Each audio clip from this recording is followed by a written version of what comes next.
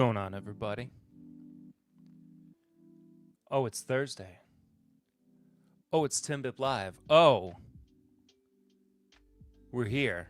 We are live. We are alive. It's good to see you. I'm Perry. I'm the host of This Is My Bourbon Podcast. And we are back for yet another stream. It's the last stream before I'm gone for a week. Going on a little family vacation. Much needed. Still going to be doing some work, but it is what it is. I can't be too upset, you know. Hello, can you please go to Twitch so I can open up my thing? Please? There we go. Gonna manage that stream. Looking good. Everything's looking good. Live, really? Yes, Sugar Kitty. And it's good to see you. Hope you're doing fabulous, my friend. Thank you for being the first chatter. In on the YouTube. Somebody's watching on Twitch. We've always got one lurker on Twitch who never says anything. And I don't... Oh, it's Chelsea.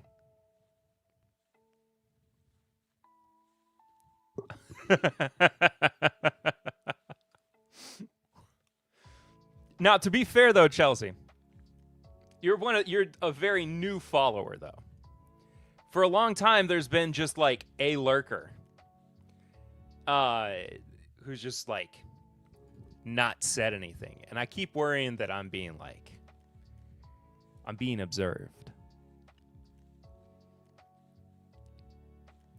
But it's just a minor fear.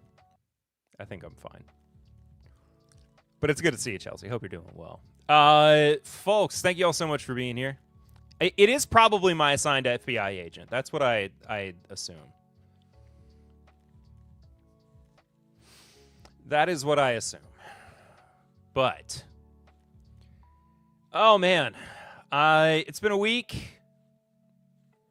I mean, literally, it's been a week since I've seen you. What's been going on? What have I had going on? My hands are peeling. My hands are peeling after recovering from the hand, foot, and mouth. That's been awful. Honestly, not too much. Just staying busy with work. Getting ready to go on this trip. I'm ready to get out. I'm ready to get out of town for a little while. And I'm ready for a drink. I need a pour of something. Patrick Starkey. Hello, everyone. I can't thank you enough for helping Heather surprise me with that retirement bottle last week. Love this community. It was my pleasure to help out, brother. Very good to see you in here. And congratulations again. Love being able to surprise you with that too. Just a true pleasure. But again, congratulations. Love you much.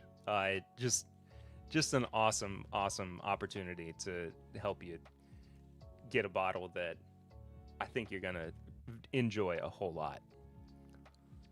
I have to say I'm much better than I have been over the last week. Back pain is clearing up. Source sciatica, excuse me, not bothering me. I blame all my much better time on Snuffy. Go Timbip, you go. Oh, I forgot to switch over my banner. Speaking of Snuffy. Oh, and I said I needed a pour.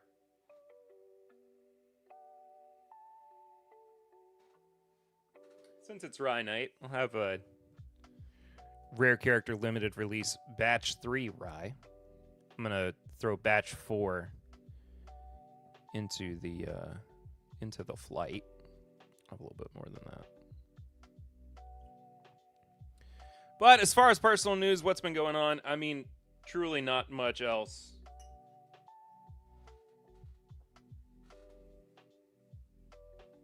Been kind of a normal week. What up, Unk? What up, Kyle?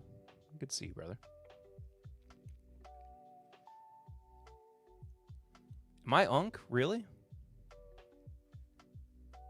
I am an uncle, but I don't know if I'm Unk status. I know I'm not old enough, but do I give Unk vibes?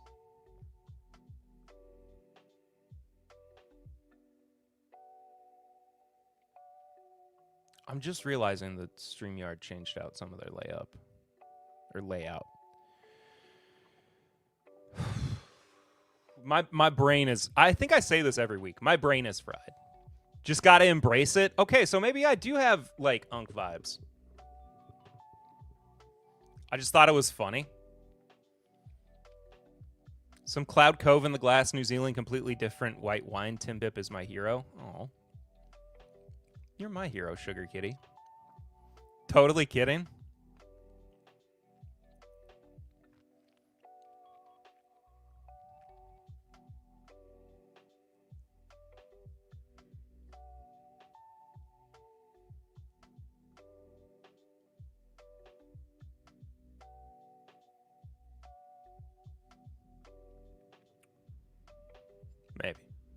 Maybe. I don't know. I've been doing this for so long. You know? 8 years in October. Almost 400 main episodes of the podcast.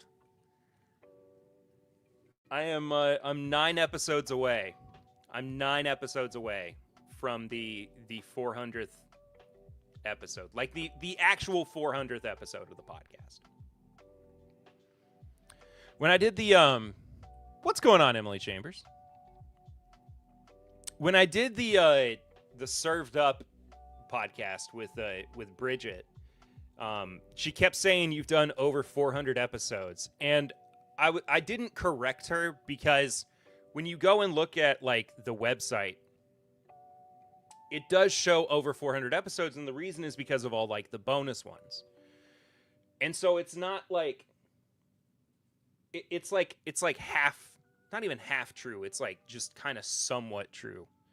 But I go by, like, the main episode number count. Brian Bikey, I saw Ryan immediately came in. Mr. Abandoned Bourbon himself. It is fortunate that you're going to be in this stream tonight because, lo and behold, I was going to be talking about you.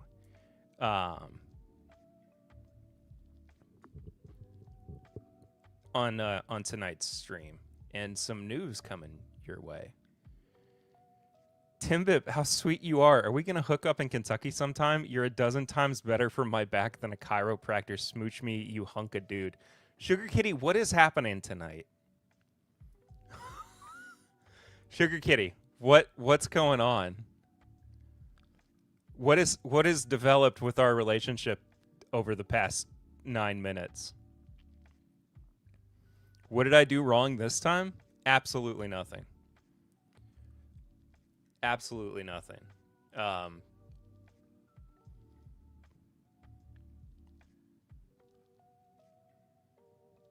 Just, you know.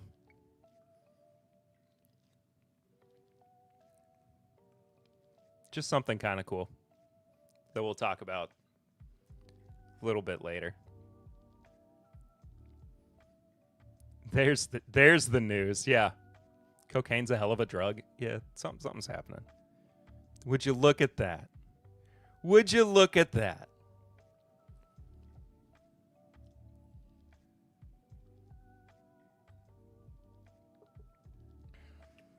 Guess we're going to have to get you on the podcast soon to talk about that.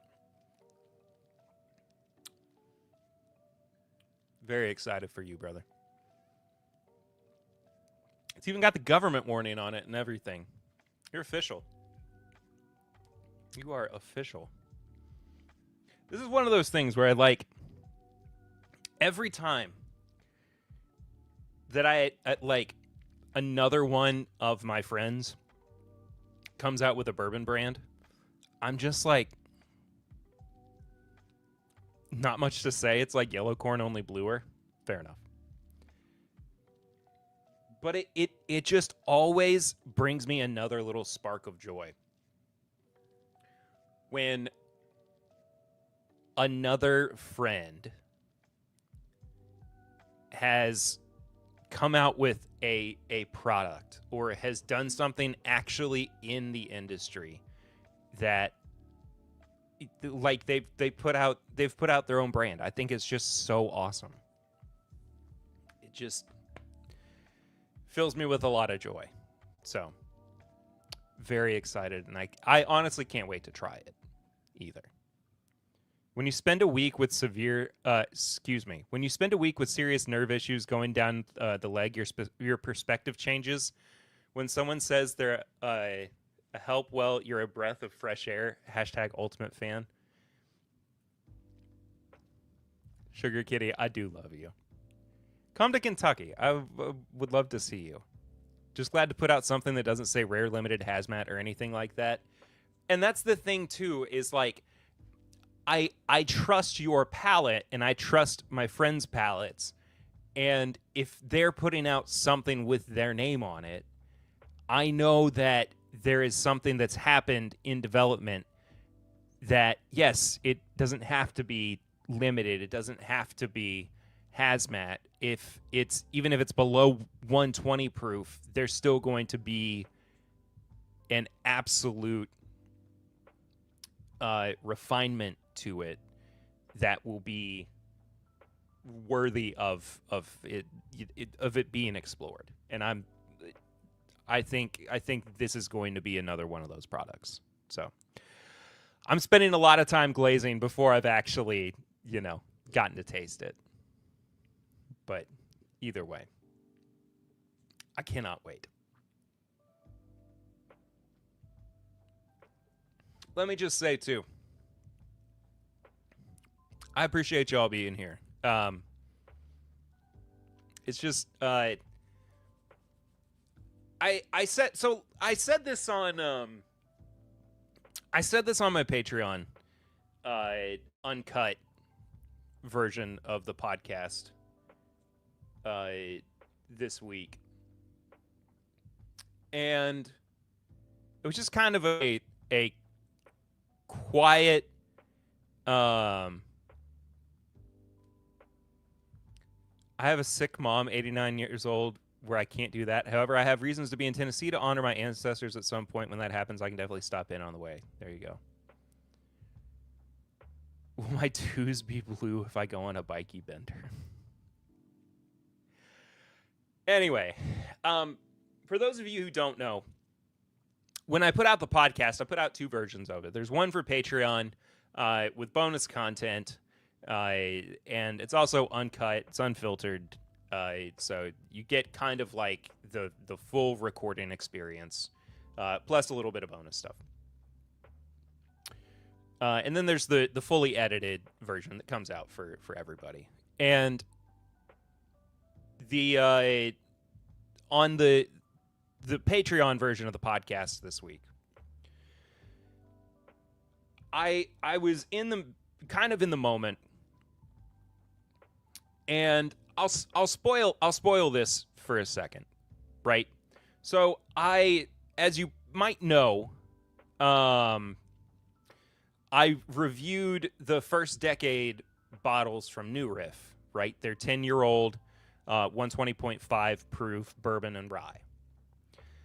And when I do the Patreon episodes, I like to throw on like an additional or the Patreon bonus recordings, in the mix of the main episode.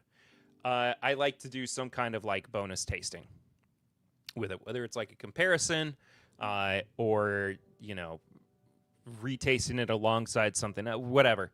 And a couple of years ago, Swan, whom, if you're not familiar with, is one of the former co-hosts of the podcast,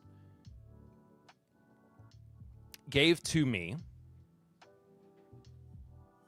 which is now gone, a the remainder of the bottle the very first bottle, excuse me, of New Riff that we ever reviewed on the podcast. It was him, Chad Perkins from It's Bourbon Night, and myself. And it was the very first release of New Riff, right? And I've killed this bottle on the Patreon version of the podcast, comparing it to the first decade bourbon. And in that moment, because I this is the first time I had tasted that since 2018. So, 6.5 years. And in that moment, I got a little emotional. And this has been an emotional year for me with the podcast too. I've Michael WMD, what's going on? Good afternoon, all you wonderful whiskey people. Good afternoon to you. I hope you're doing amazing.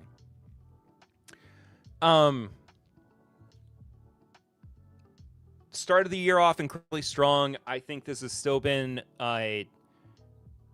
one of the best years of content that I've done with the show. But on the flip side, of course, Eric left the podcast.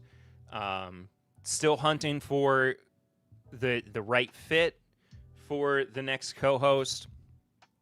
We'll get there. It's going to happen eventually, of course. But the whole in that moment, I just was very honest with Patreon, and I was like,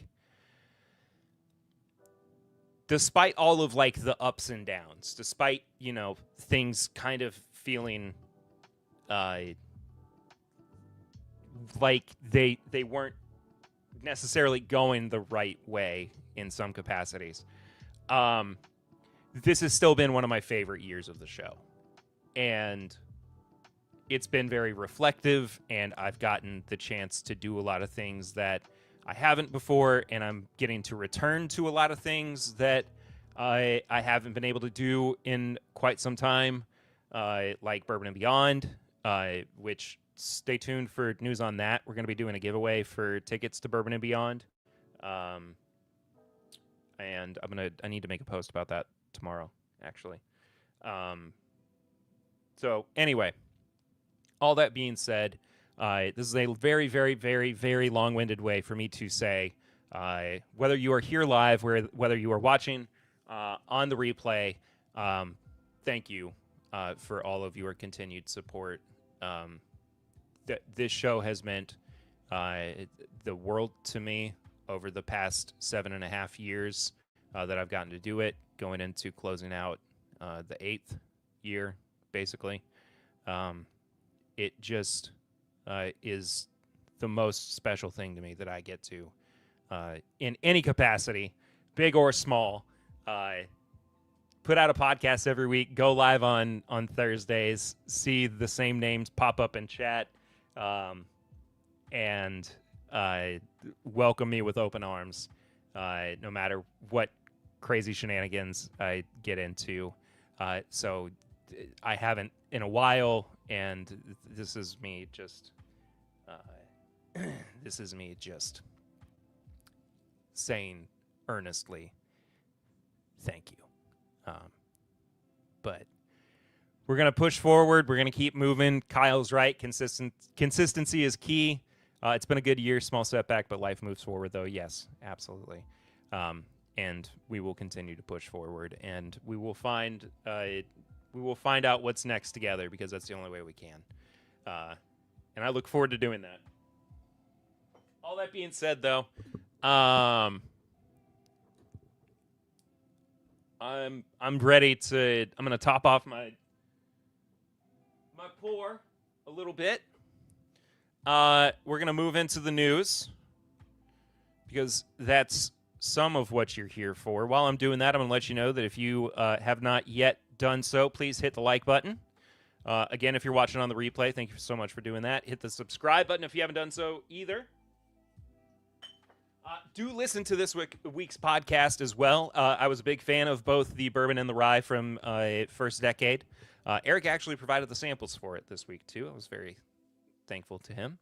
And if you are here, and actually if you're watching on the replay, too, you can still do that, or do what I'm about to say. You want to support the show through our method of tipping known as Snuffy Chats, because we don't have Super Chats set up. There is a link that you can find pinned at the top of your comments section. It will take you to a Stream Elements page where you can donate/tip to the show. Snuffy Chats are named after Mr. Snuffleupagus back here. He is the patron saint of Timbip Live. And he is just our guy. He's our man. Yes, this is actually Snuffleupagus sitting on the back of this couch in my office here. I think it's been a strong year, too, besides a low point with Statler and Waldorf the other week. Brazo and Koopa. That was a great episode. The mutant returns through the bottles, much like a genie. Lord Snuffy is #king. All hail Lord Snuffy.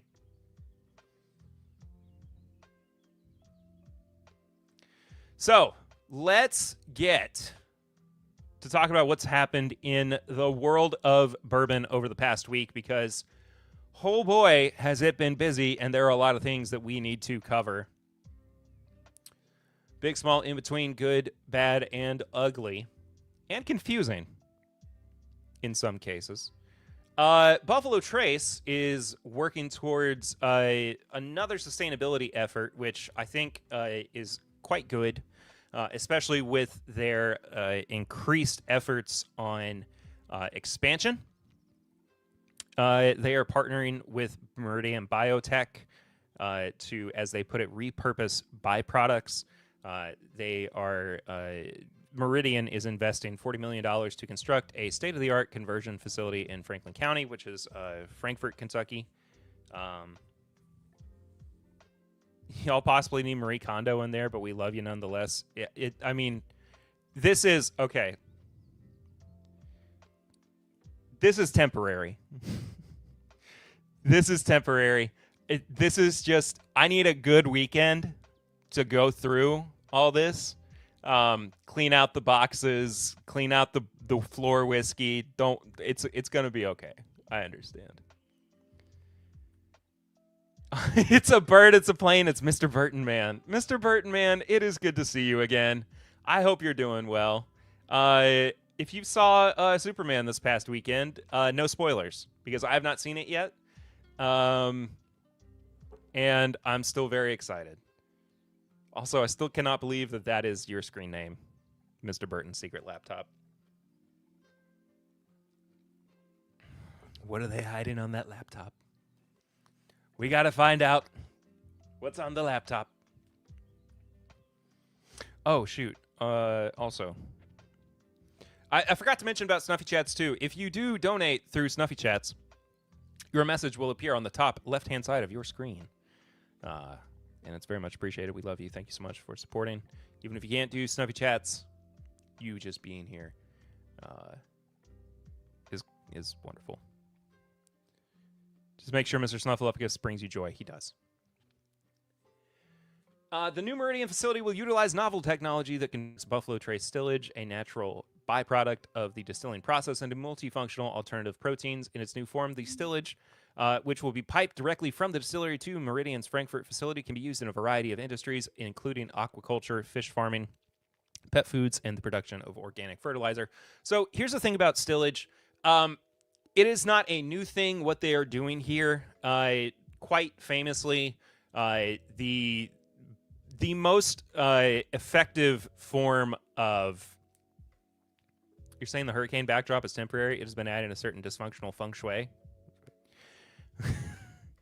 The good was Clint Eastwood. To go against that, you need an opposite. Lee Van Cleef, ultimate black hat cowboy, was the bad. Interestingly, the ugly was Eli Wallach. The most symbiotic partner that distilleries had, especially in the early days of their existence in the United States, and truly just, as they function in general, was farms. So what would they do with the stillage? Of course, because they used crops, it would go back to farms so they could feed their livestock. This was a good way for them to create a pretty unique ecosystem where they would work in tandem with each other. So what we're essentially seeing is the next evolution of that with Meridian and Buffalo Trace, just in a more, technological sense, I would say. Joe, the sample guy. Cheers, y'all. Good to see you, brother. I hope you're doing wonderfully. By reimagining distillery stillage, okay. Well, now I've got a hold of the Meridian logo. I own Meridian now. Meridian is mine. I did not mean to do that. By reimagining distillery stillage as a resource rather than a byproduct, we're pioneering new pathways in biotechnology that have the potential to transform the spirits industry. Brandon Chorus? I don't know. President of Meridian Biotech said in a news release, like Buffalo Trace, we are committed to making a long-term positive economic impact on the community. We believe our technology will play a pivotal role in enhancing Buffalo Trace's commitment to innovation, as well as setting a new standard for the spirits industry. We could not be more pleased with the close working relationship with Buffalo Trace, in addition to welcoming support from local and state officials. Free Meridian, I'll take it.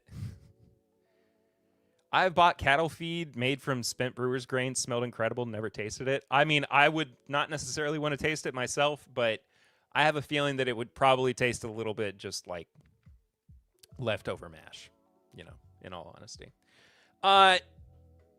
Very cool, very interesting. I just appreciate that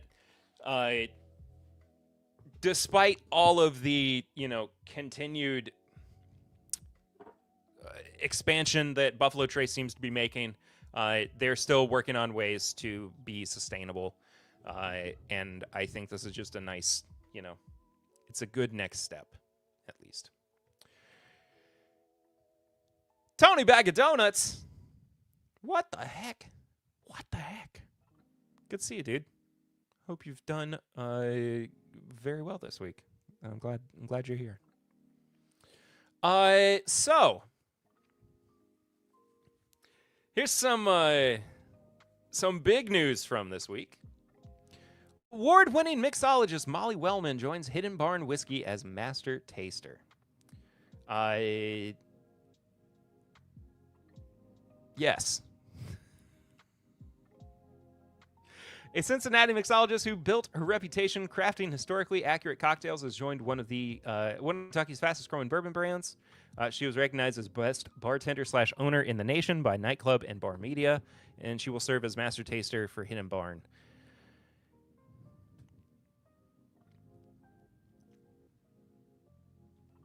But the Meridian product will also be allocated and will be sold to third world countries only if they buy a case of Wheatley vodka too. The appointment comes as Hidden Barn seeks outside expertise to maintain consistency while scaling production. Wellman will work alongside Neely. Neely. So this begs the question, like, are they not looking for a new master blender? Is Royce or are the Neely team themselves going to just take on that role of blending, and Molly's going to come in and basically, maybe not fully function as, the master blender in that case, but kind of just like quality control in some capacity. And how often will she be doing this too? Will she work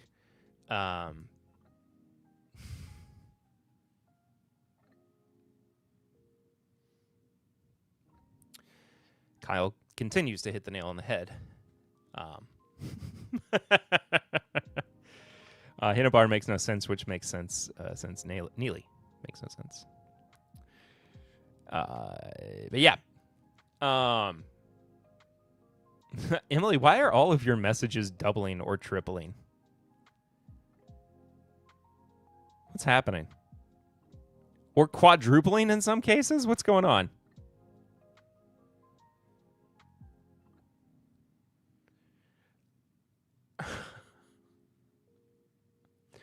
Her expertise extends beyond mixing drinks. Wellman has served as a spirit judge for the American Distilling Institute and the New Orleans Spirit Competition. She regularly speaks at Moonshine University in Louisville and holds executive bourbon steward certification from Stave and Thief. Yeah, I just like Emily's locked in. I don't know what's that. Okay, now like messages from a minute or 2 minutes ago are starting to repeat.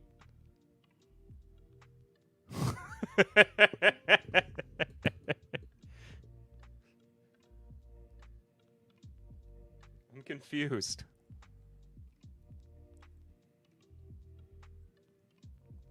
But yeah, I'm just rules are rules.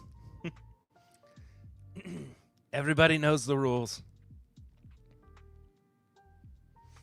I think Emily, have you tried plugging in or unplugging and plugging it back in? This rocks rules are rules.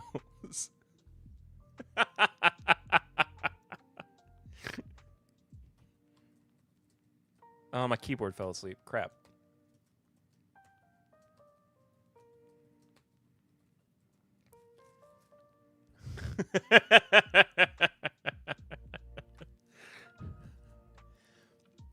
Yeah, I just don't know how consistent this position is going to be. How is she going to be on site for most of her job? Is she going to come in as needed? I don't know. So we'll see. But we'll also see what happens with the brand moving forward as well. All right.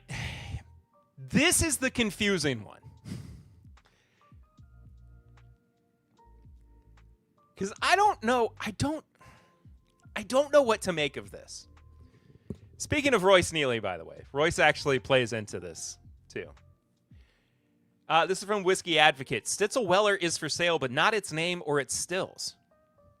Royce Neely, master distiller of Sparta, Kentucky's Neely family distillery, had first seen the listing online. The 1.34 million square foot Stitzel Weller campus in Shively, inclusive of 15 rick houses with capacity of blah, blah, blah, listed at was up for sale, listed at $34.8 million. But there's a catch. The distillery building itself, which housed the original still and whiskey-making equipment, is not part of the deal. He absorbed that information and went about his day, forgetting about it until a few weeks later when he got a call from a realtor asking if he would like to buy Stitzel Weller. Here we go again. Yeah. The answer was a decisive no. It doesn't come with the IP, so you don't get the Stitzel Weller name, but I'd want the distillery too, he says. It's a little funny to sell the distillery and not include the actual distillery. He notes the age of the warehouses that are for sale too. They date back to the 1930s, making them just under a century old, a potential headache, even in the best of circumstances, as many 100-year-old rick houses are in need of some TLC. Okay, there's some history. We all kind of know about it. So and it's owned by Diageo, of course. They can use the warehouses. And last month, the company unveiled Stitzel Reserve, a series that's set to spotlight archival barrels, many of which are currently aging within the 15 warehouses that are now on the market. Where would those barrels go? A Diageo spokesperson points to an existing plan that will shift the majority of maturing and warehousing operations from Stitzel Weller to its other Kentucky facilities in Shelbyville and Lebanon over the next 2 to 3 years. Lebanon, Kentucky. Sorry, not Lebanon. I've been locked into international news. Outside of selling off unused portions of the property, the distillery will remain the same, according to the spokesperson, who flags that the visitor center will not be changing in any capacity. All right.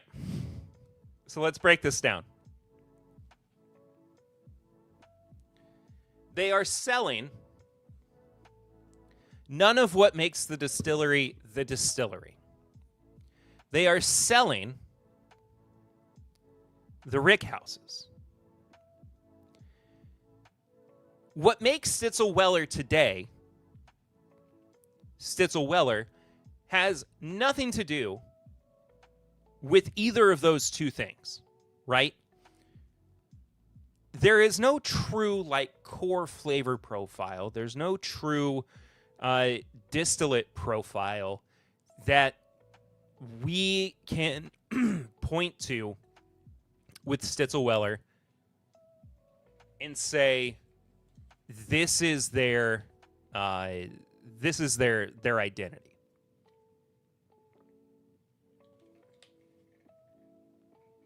They have products, right? But they don't have anything that, in the way that, you know, Jim Beam, in the way that Wild Turkey, in the way that some of these other heritage brands do, really points to, like, them being noteworthy. So, two things here. One, it, to me, doesn't really matter that, you know, these old rick houses store their barrels anyway, because there's nothing that's really imparting flavor that we are familiar with into their distillate. But on the flip side of that, nothing's happening with their distillate that makes that distillate noteworthy. So, what is the game plan? What sells Stitzel today is Stitzel. It's nothing more than a name. It's history. I completely agree. Yeah, see, Kyle said the same thing. It's just a name nowadays anyway. So, essentially, hey, Jade Haddix, what's going on, brother? Super excited for the first releases of, I do still have samples sitting over here. Appalachian Barrel Co. Cannot wait. So they've got this listing, $34.8 million, right? We know, based on this reporting, that no, I do have my Pursuit. The only bottle that's changed on the lineup is I'm doing Rare Character Limited Batch 4 rye instead of Batch 1. I'm drinking Batch 3 right now, though. 34.8 mil bin, new HQ. Yeah, exact. Well, but the thing is, they're only selling the rick houses and the bottling line and office space, but the distillery itself is not for sale. So you couldn't distill anything. But okay, what I was gonna say though is, like, you're also not getting right. You're also not getting Stitzel Weller.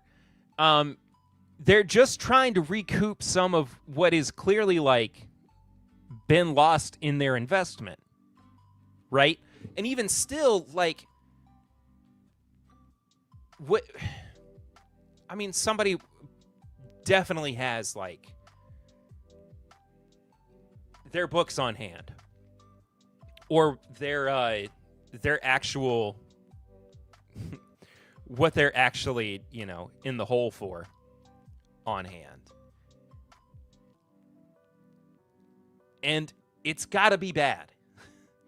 If they're selling off basically everything except the name, because they're just trying to retain IP. I can't wait for this to get more confusing when Stitzel Weller puts out more Tennessee stuff. They still have some tanked Pint St. Nick's, maybe, or someone else. I don't know. I'm sure they do. But even still, that's not going to cover what is obviously $35 million of debt. Like, that's what we're looking at here. Anyway, I'm baffled I mean, not even fully baffled. It's just crazy that this is happening. Don't check your phone on air. I'll put my phone on Do Not Disturb. You texted me. I put my phone on Do Not Disturb. I will not check it. I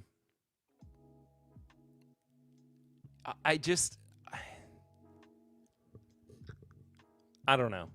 If somebody buys just the Rick houses, they're in desperate need of space to age. You know? I don't know. Anyway, let's move on. This is mostly just me following up on talking about this last week because I did touch on it. Well, not even touched on it. I covered it. But I did not know how much I'm going to forget to take it off Do Not Disturb. Do the Ricks have barrels in them? No, they're taking the barrels out.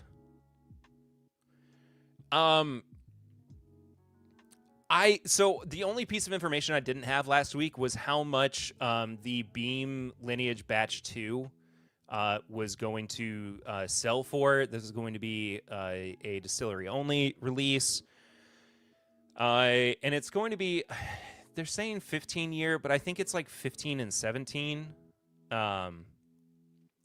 They said you can buy all this wood.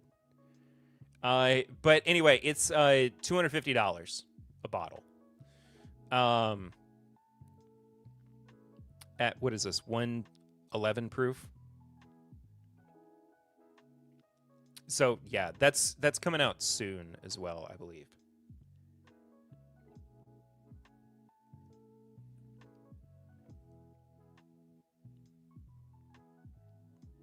Yeah. Oh, and there's 700 mil.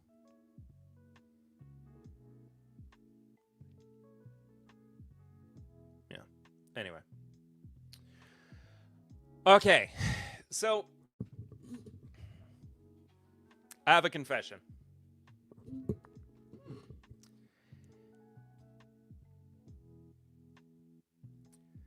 I was in a rush today. And I knocked my bottle of Old Granddad 7-year bonded over. That was still 2/3 full. And it broke.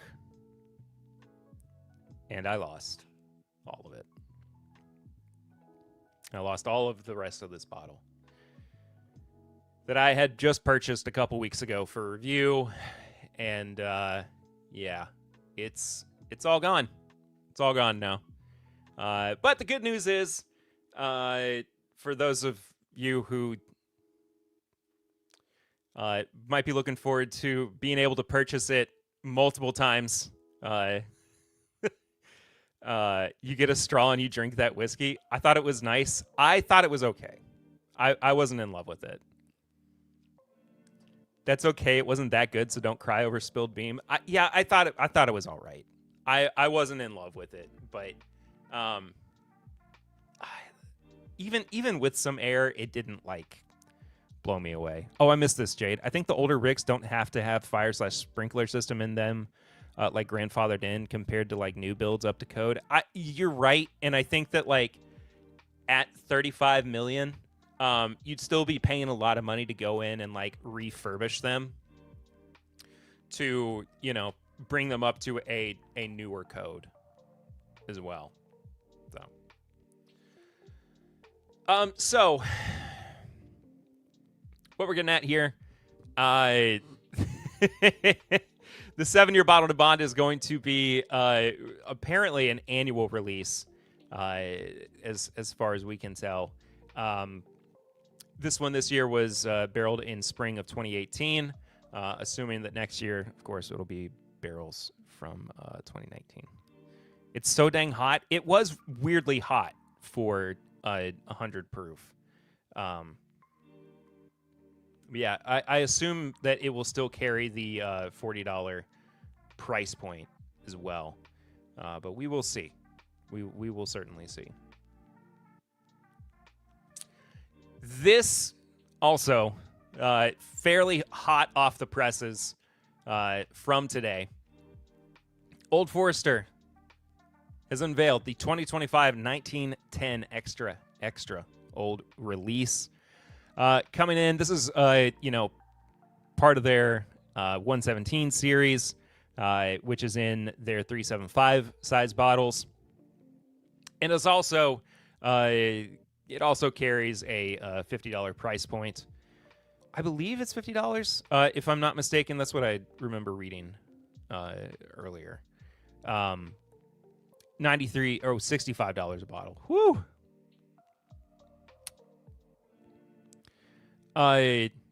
Wait, was this announced yesterday? I thought it was announced today. I forgot. 117 series. I hardly know her. Yeah, it is 65. My bad. Sales started yesterday, apparently. I thought I remembered reading this today. This is what I mean when I say my brain is a little mush. Everything kind of just runs together. Yeah. I had something I was going to say, and now I've lost it. It's been aged for 24 months in a heavily charred oak barrel. The extra char is a nod to the 1910 fire that decimated the main distillery. At the time, the mature whiskey was rebarreled in new barrels. While it was an act of necessity, the impact had a lasting legacy.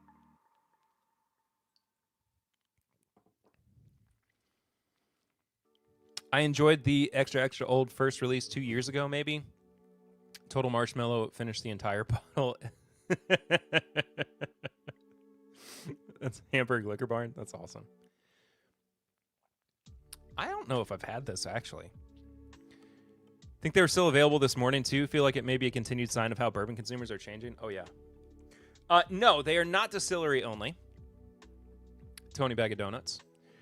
They're in distillery, Kentucky retailers, and also available online.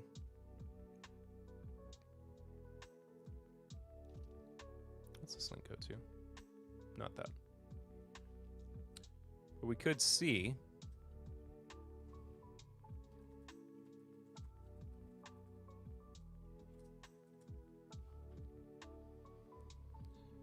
Oh, come on.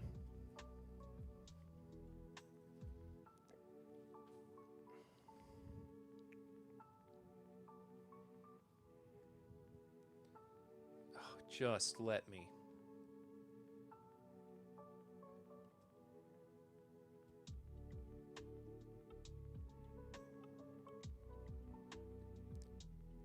You can buy a 2-pack still online.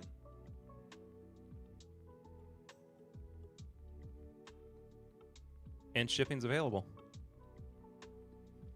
I like the extra old, but that bottle to bond rye is just spectacular. That's crazy that there are still some available.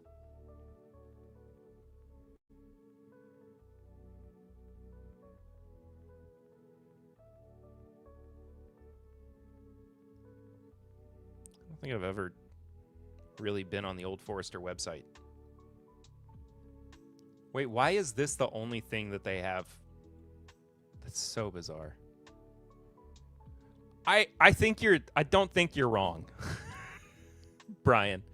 I think that there is steadily a lack of interest developing in Old Forester as a brand. Whether right or wrong, it is a brand that is falling out of favor. And it could be a massive batch too. People are tired of paying a premium for every release, and by people I mean me. I think everybody is. I don't think you're wrong. Who wouldn't want a bottle of the worst LE they can't find? Oof. Here is a great bottle that I absolutely... Oh, Brown-Forman as a whole has just been terrible in business practice over the past year. But I absolutely adored this when it came out last year. Knob Creek Bourbon X RYE, I guess. The blend of their 9-year bourbon and 7-year rye. So it's their Boo Rye.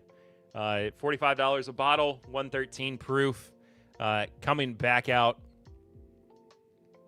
this year. I recommend this. I absolutely recommend this. They only ship to 4 states, and Illinois isn't one. Tony, we'll talk. Agree 100% with the Knob Creek Boo Rye. It's just a fantastic bottle. Fantastic. That's how I started saying that. Canongate, from our friends over at Perfect Fifth, has announced that they are releasing a new American whiskey distilled in Bardstown, Kentucky. It's going to be 15 years old. It's distilled in 2009. Finished aging in Scotland. 63.53 ABV, and it's going to be $185 per bottle. I will be reviewing this sometime soon. Like I said, I'm off next week, not just for the live stream, but there will also be no new episode of the podcast next week. So keep that in mind. I need a break. I've been to Bardstown. I've been to Bardstown too, Papa Ritter. Papa Ritter's here. Good to see you, buddy.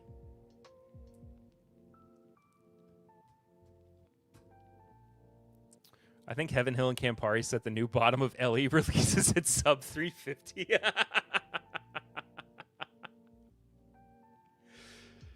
Never have truer words been spoken. All right. Let's talk about whatever this crap is. This thing. 93.2 proof 6-year-old Kentucky Owl.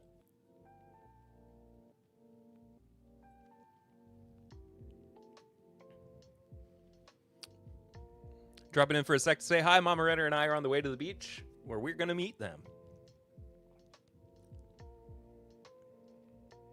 What happened to the live streams from vacations with Emma and your father-in-law? I'm not going on that vacation this year.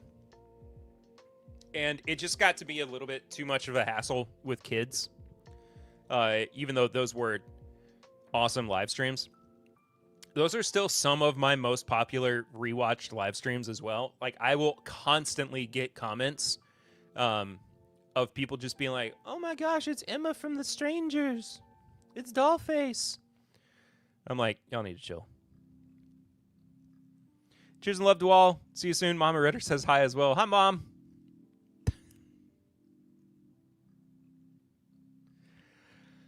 Okay. Dog, I don't know what to make of this. Kids? Mamu? Yeah. So, Kentucky Owl, 6-year-old. And the only comment on this post was, aw, later. Let me guess, that'll be $199.99 plus theft. When does the amusement park open?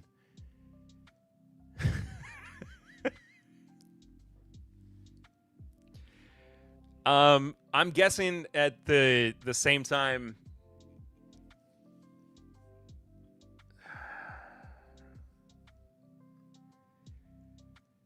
The same time that Booker No comes back and names the next batch of Little Book.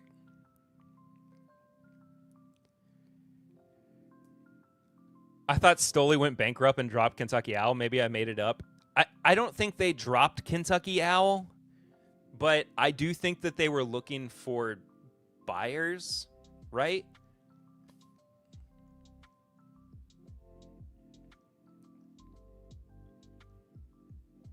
Nothing on this says Stoli, though.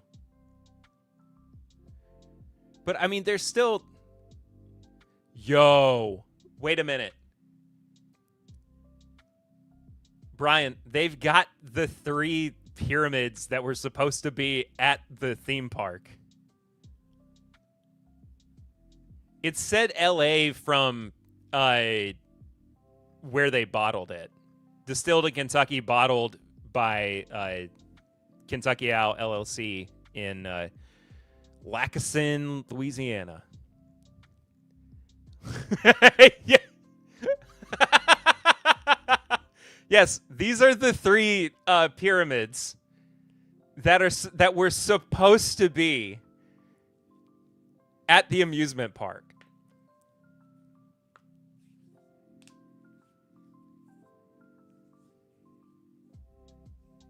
Or were the amusement park? I don't even remember. I don't even remember it because it's been so long since that was announced.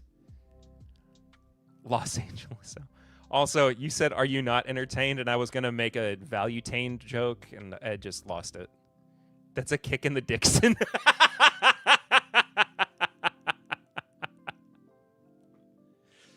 My Deadman's hurt.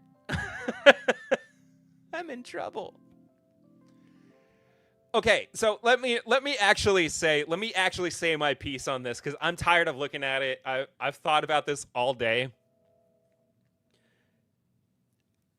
I think that this is supposed to be what is going to like replace, or is the next evolution of the Wise Man, right? Which was a flop, right? That was a flop. It was a terrible bourbon. The rye was okay. I'm guessing that this is supposed to be like their new affordable product. I've only laughed at this picture. New Riff have a 6-year rye, don't they? I swear they do. I mean, this has got to be like they're a $50 bottle, even if it is in the, the wine bottle shape and everything. But I just don't know. It's just further proof that if it is still owned by Stoli, they don't know what to do with this brand. And they're flailing. They're just flailing. This is so bad. Anyway, I can't look at it anymore. Oh, look at this. Bikey's blue.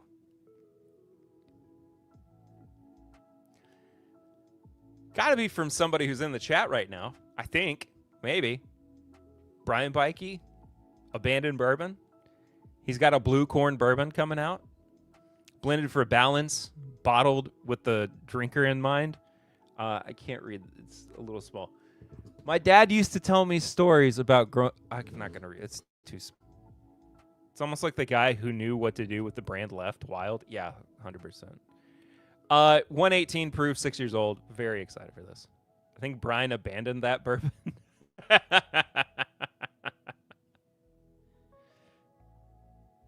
Look at this. Oh, look, it gets bigger.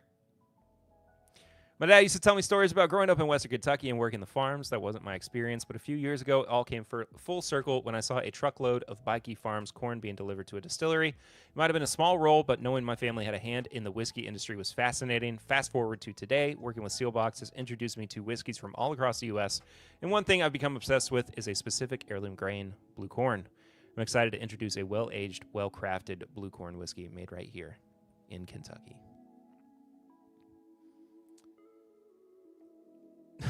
Bikey's Blue Ball Bourbon. Only because I haven't had any.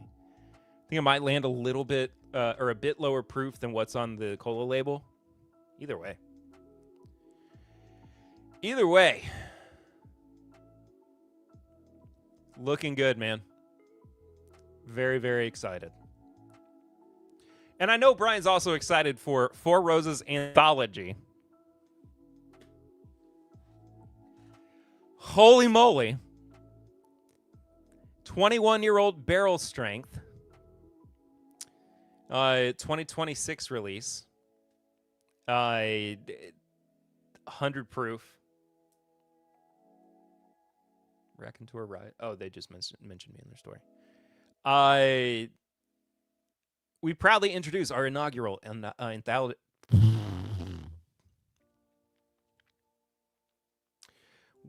Yeah, they cut it to 100 and it's barrel strength. Yeah, it's whatever. We proudly introduce our inaugural anthology release. Distilled in 2001, has been aged for 21 years in oak barrels and enriched by time. Each sip of this exceptional bourbon is a testament to our rich history and unwavering dedication to craftsmanship. It's OESO.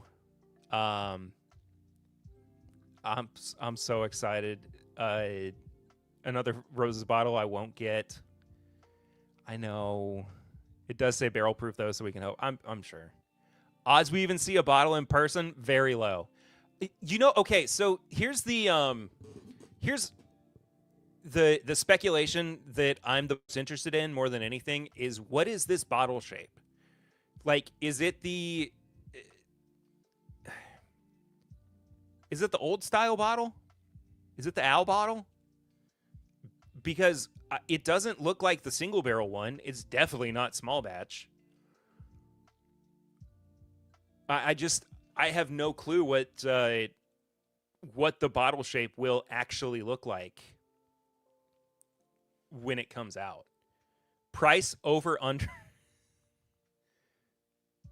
Al Young or bust? I think it is the Al Young bottle. That's my inclination. You think it's small batch LE shape? Interesting. Over under 500.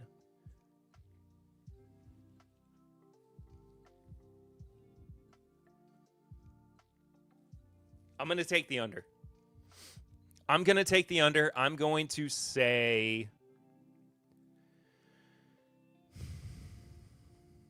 I'm going to say 450.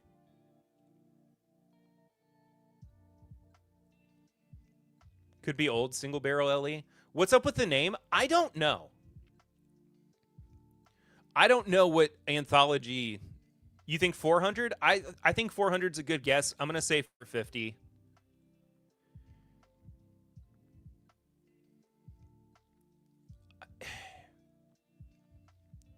A collection of selected literary pieces, musical works, or other artistic creations, often by different authors.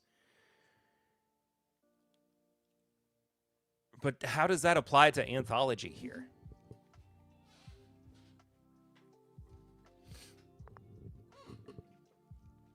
I'd go under 2 just because Four Roses doesn't typically rob their fans.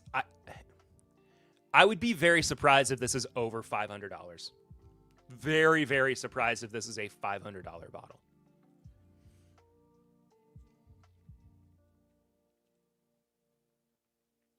I don't know. I'm either way. Either way. I look forward to at least being able to try it. I hope I get to try it. We'll see. We'll see.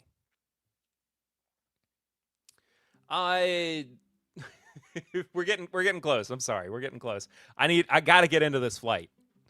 Barrel Bourbon. Cask Series Armagnac. Let's go. 7 years old, 113 proof. Kentucky, Indiana, and Tennessee. Agreed, Four Roses have been reasonable compared to others, but it's OESO. That's true.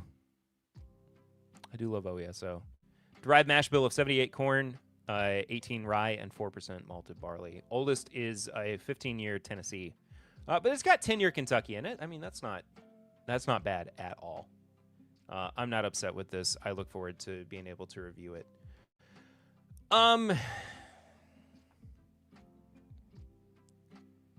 It's a Bowman Brothers pick at 80 proof, I guess. But it's also a small batch.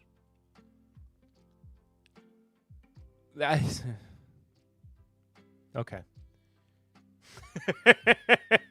Maybe it's like an ongoing pick with Old Town Alexandria where they just constantly have like a batch going.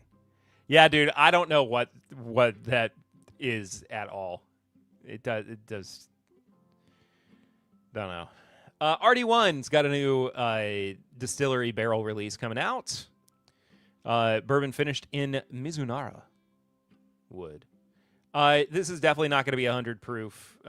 It's just, what they have as a placeholder, because those are all barrel strength. These are like their 200 mil, that you can just bottle at the distillery itself. One of those deals. A 9-year Mayor Pingree bourbon. Distiller Select. Just some more MGP, it looks like. The history on that type of wood is insane. I don't know much about the history of Mizunara. I will have to do some research. And then last but not least, I saved this one for last because it was the All-Star game this week, and I'm a baseball fan, of course. But I don't love the Field of Dreams bourbon. It's fine. I think it's a kind of cool product just from like a collector standpoint. If you don't know what it is, the corn that goes into the bourbon, at least, and this is not this particular whiskey, this is just the bourbon, is harvested from the actual Field of Dreams in Iowa. So if you've seen the Field of Dreams movie, they really whiffed on the opportunity of calling it Field of Drams, though.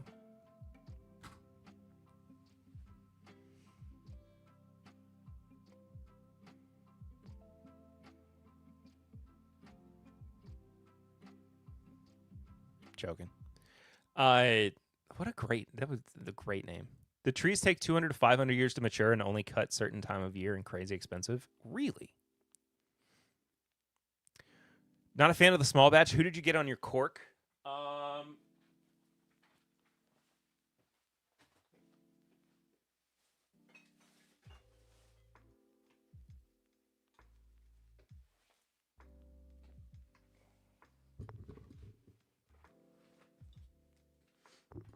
Doc Ellis.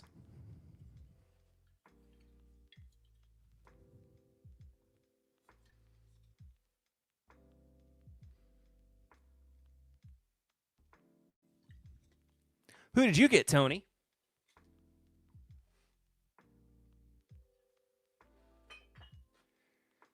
Oh, you got Doc Ellis too? That's crazy. I mean, there's not a whole lot of players, but still.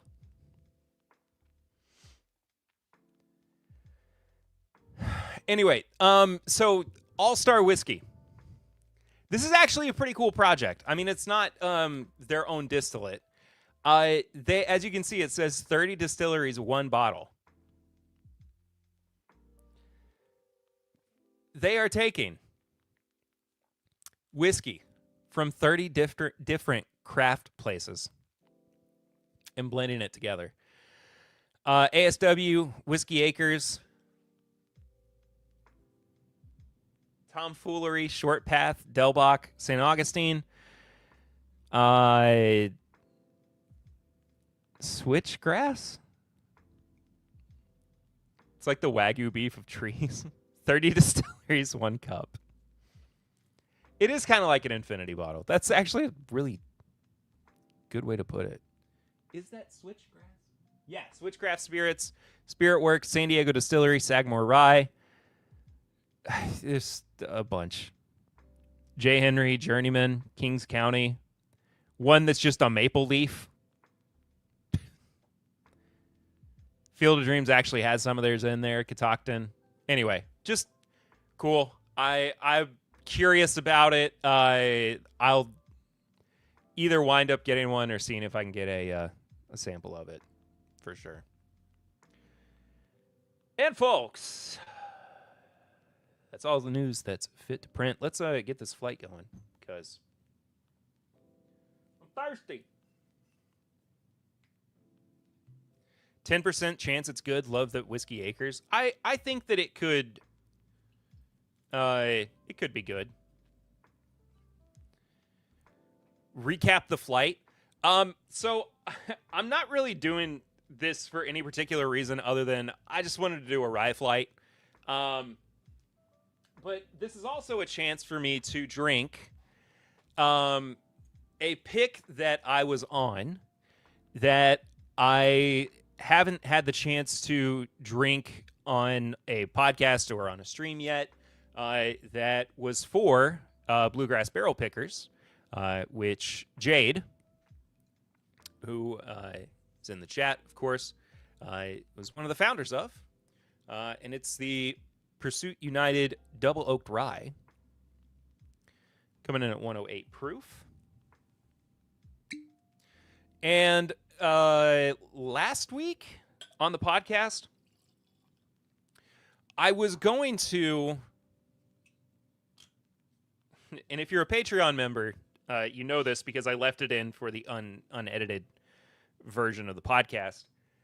I was going to review this because I normally have a, they did get new bottles, yeah. I have a policy of not reviewing picks, okay?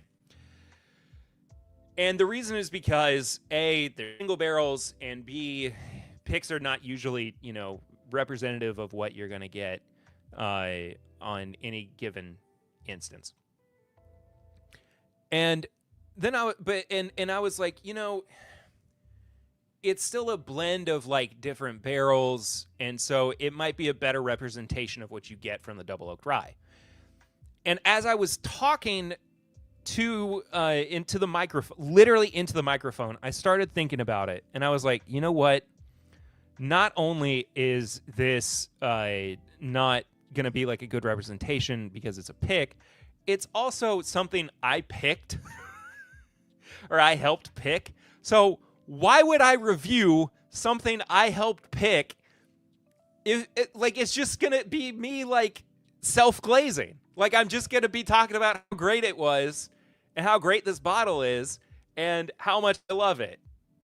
Right? Like I can't do that. That's just completely, totally unbiased. Like you can't, it's not going to work, If it had been a little old-fashioned, what's going on? Good to see you. If it had been maybe another Bluegrass Barrel Pickers bottle from Pursuit, and it was a pick that I hadn't been on, maybe then I would have reviewed it.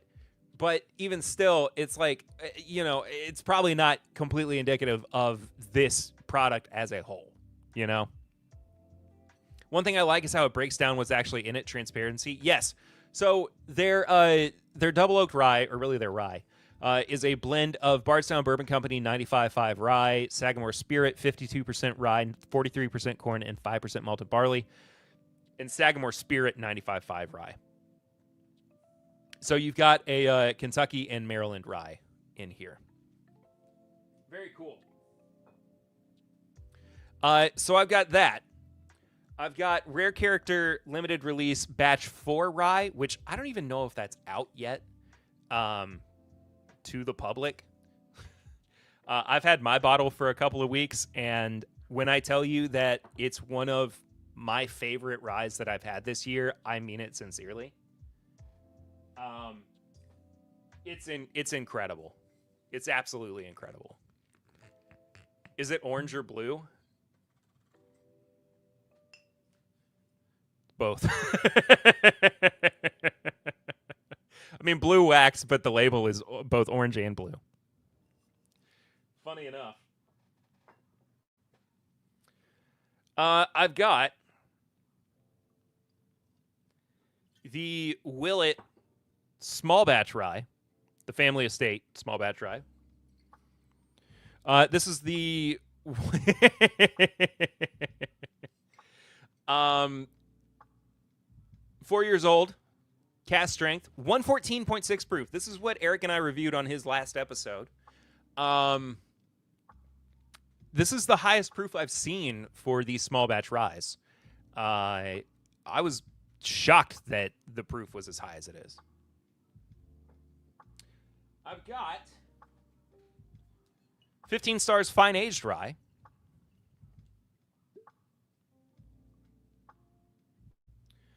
Blend of 14, 13, 9, and 8-year-old straight rye whiskeys at 95 proof. No finishing or anything.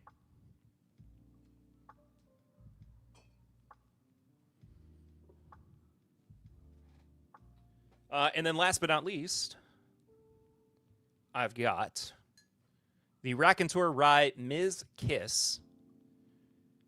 This is the... Oh, care to show the 15 stars? Yeah, my bad.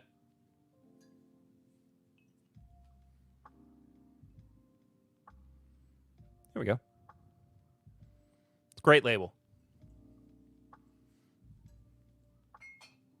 Where's that Raconteur? What do you mean?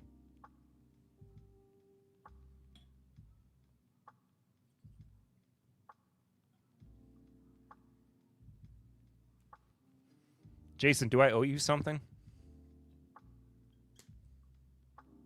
I friggin' do. I do, don't I?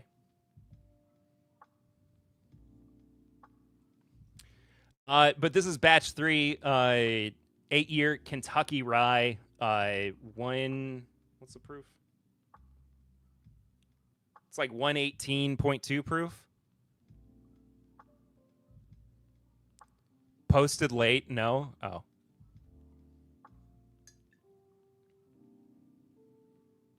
But it's 8-year rye.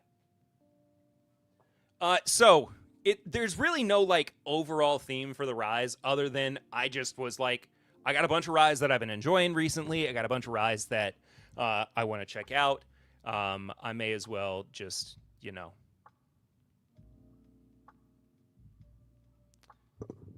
try them head to head.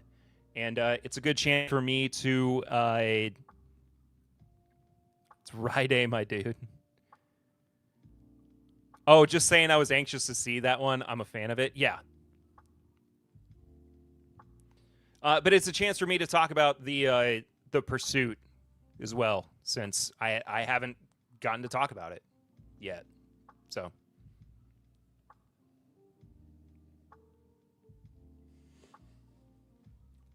So when we did the pick for Bluegrass, we were between the bourbon, a bourbon, and this rye, and I was of a couple of minds. One, I was like, you know, we could pick both of the barrels, have them as like a pretty affordable, a pretty affordable double pack that people could buy, and folks were like, you know, it just came down to like we want it to be a more affordable pick, so went with the rye on its own, and I think it was the right choice. A Tupac, if you will. You may. I think it was the right choice. This has done nothing but improve since it opened up.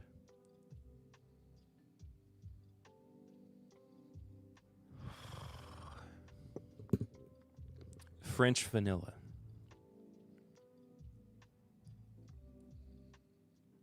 Waves of... I couldn't even finish it. Oh, thank you, sir. Oh, you're very welcome.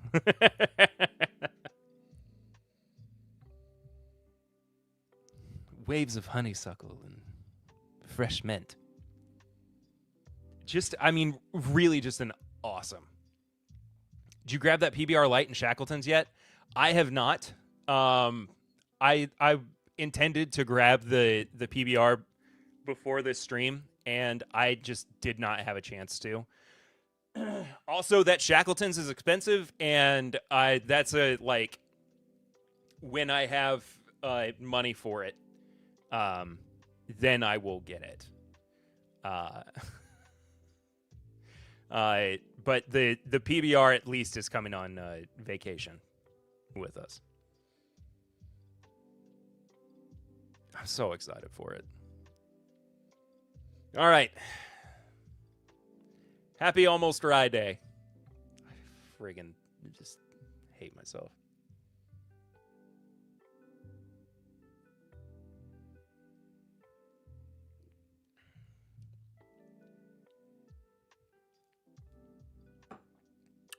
Woo! Oh, that's spicy.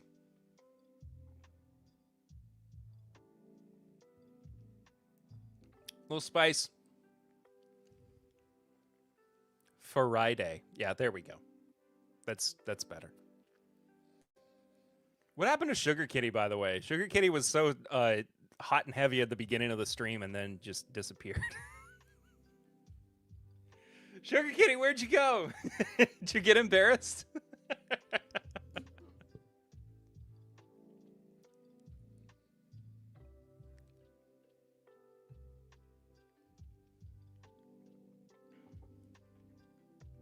Catnap, good point.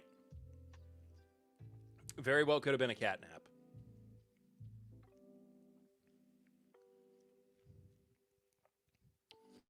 I don't think we have enough. Cat caught their tongue.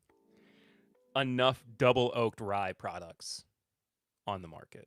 I think we are sorely lacking. I think also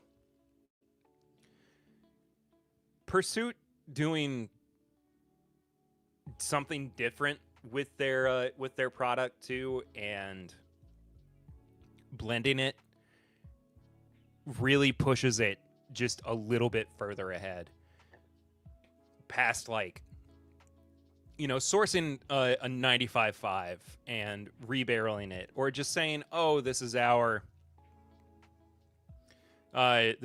product, and you know, it's more 95.5, you know? They cost more and don't move compared to bourbon on average. I mean, that's fair. I still think that there's a market for it.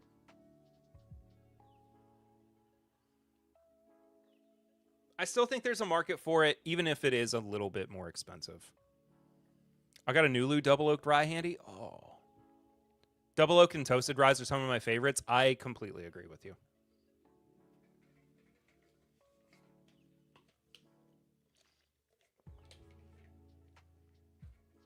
This is spicy. This is sweet. It's earthy. It's just got something for everybody. Just a crowd pleaser for rye drinkers, I would say. What's next? What am I doing next? Oh, the Willet. The Willet next. Will it rye?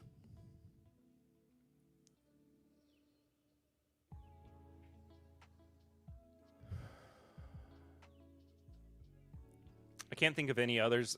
Lots of toasted, yeah. The cost of the Pursuit and JD Rye are insane. I mean, yeah.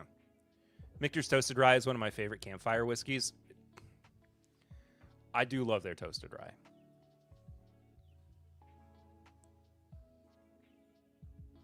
Oh, bother.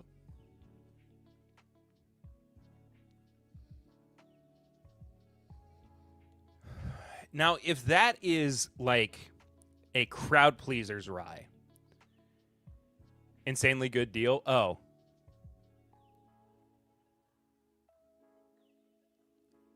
I see what you're saying now.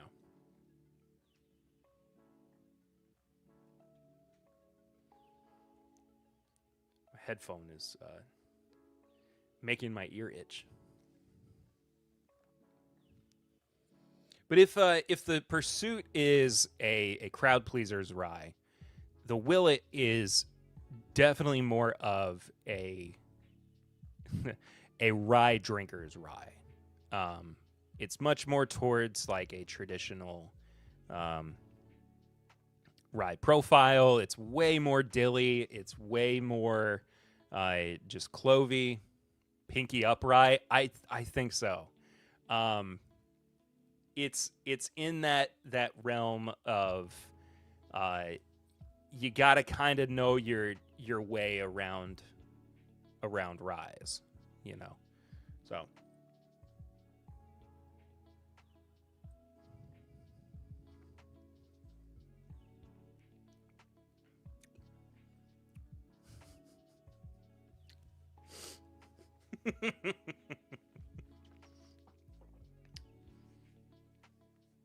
Oh, it's so classic. Jeffrey Wack. Hello again, whiskey friends. Hello to you, Jeffrey Wack. Good to see you. Hope your week's been wonderful.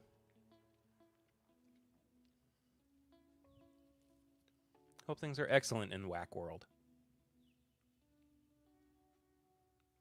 Tony B.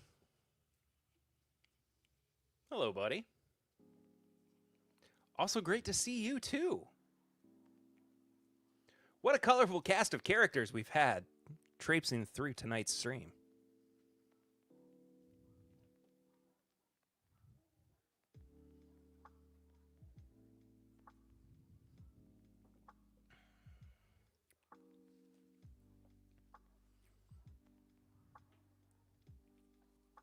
The Willet Rye. Always awesome, and if it isn't, I got whiskey. It's hit the nail on the head, man. Hit the nail on the head. Just a very classic rye. Goes a little bit licoricey, too. What's the price on it? Sub 50? What is the price on this? I cannot remember off the top of my head.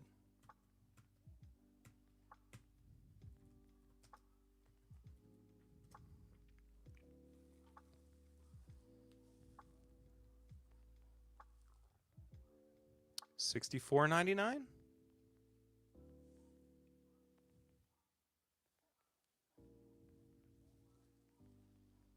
They said 70.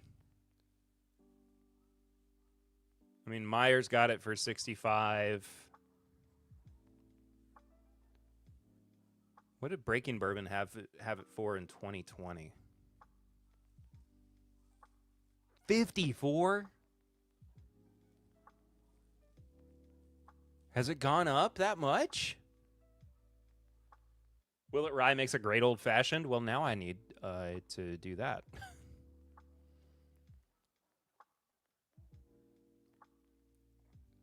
I don't think that it's 54. I'm pretty sure that it is closer to like a $65 bottle of rye. We'll say like 60.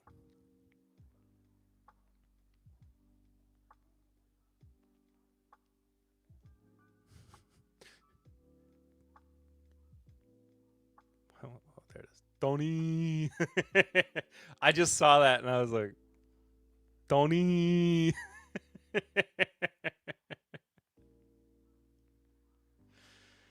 Anyway. Great rye. Excellent rye.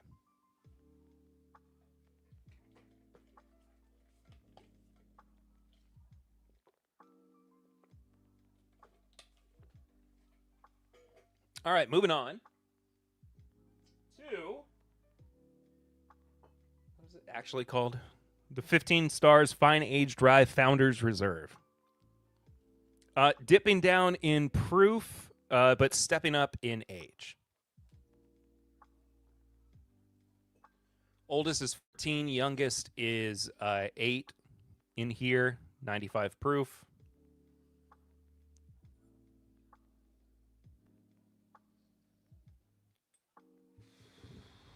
This is, to me,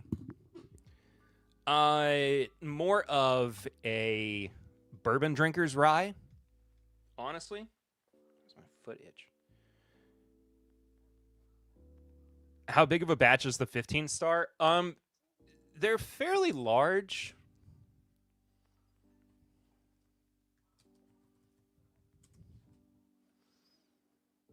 Oh, I didn't want to go to that. It's also $140.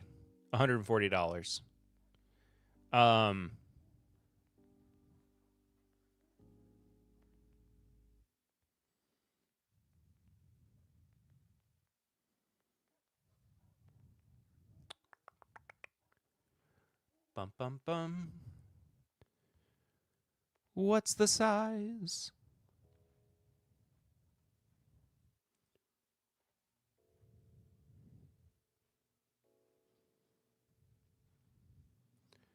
Why is it not showing up?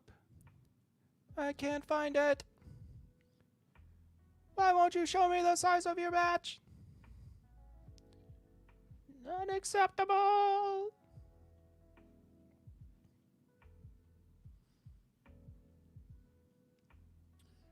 I don't know.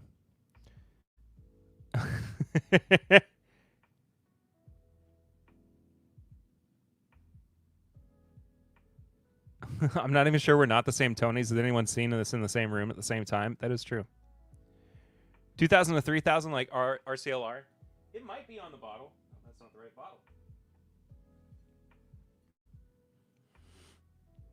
bottle. Well, this is bottle 1,544. So it's got at least like 1,544 bottles.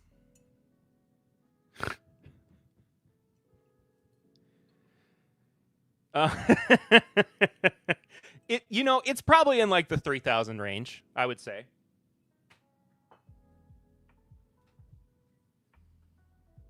It's impolite to discuss the size of a person's batch.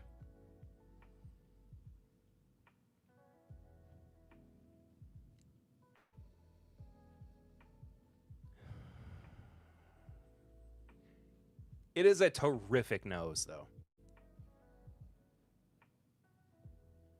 Did I ever confirm that store had the Shackleton? I did not. As I said a little bit earlier, too, that's not a... I didn't... I didn't have the time to, like, make my way out there to check, and B, that's not something that I'm gonna, like, buy unless it's, unless I got a little bit of money burning a hole in my pocket. That being said, though, I am still very interested in picking up a bottle of it. Valid. Thank you, Chelsea. Also, Chelsea Victory is a very appropriate username, considering that a particular football team claimed victory this past week.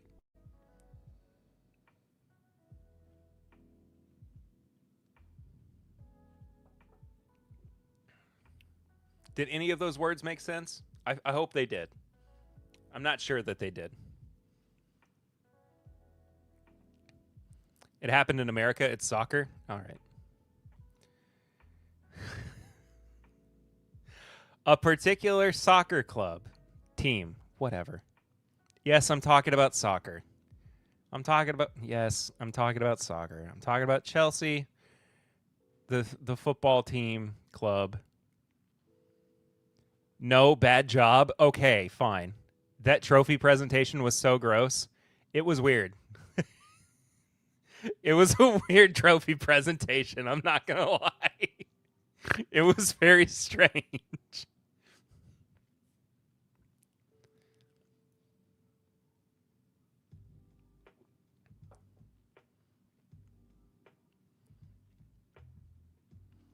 Messi took over CNN?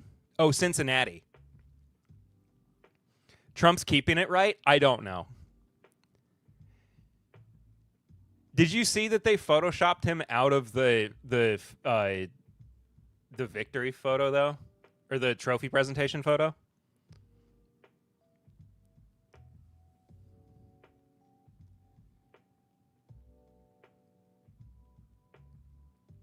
FIFA president trying to get Trump to leave and had to just kind of push him to the back.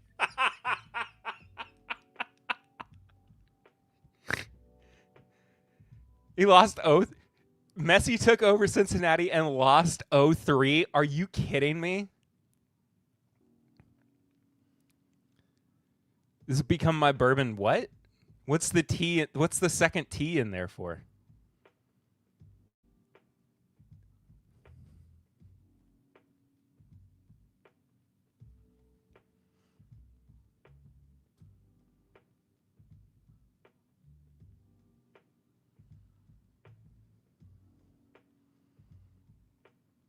This is my bourbon Twitch.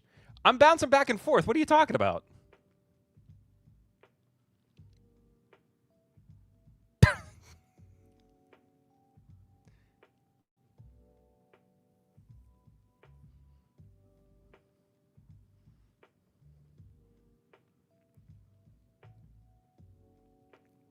Also, hello, Ben. Good to see you, brother. Hope your week's been wonderful. Excellent. Amazing. Spectacular. Fantastic. Did I say fantastic already? I probably did. I don't know. Brain mush.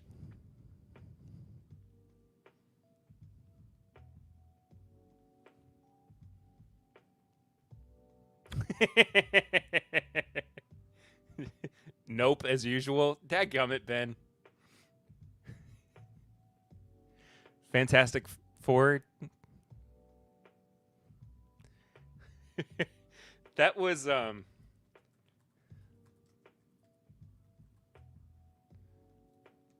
hold on.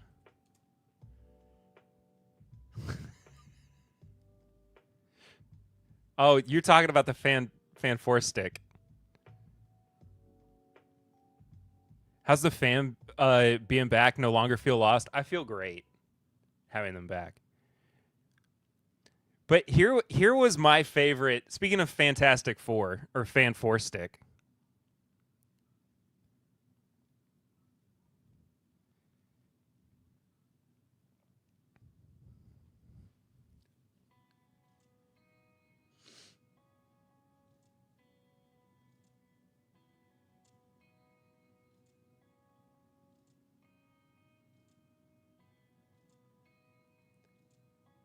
Like like it's just the Arrested Development. Surely there's got to be a better way to say that meme. Like what are you doing? Fantastic Four skins coming to Fortnite? Fantastic Four skins. What? Nobody went. Let me take a second pass at that. Or, hey man, let's rethink this a little bit.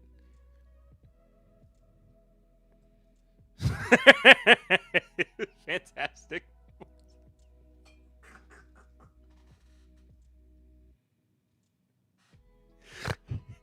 My favorite part too is like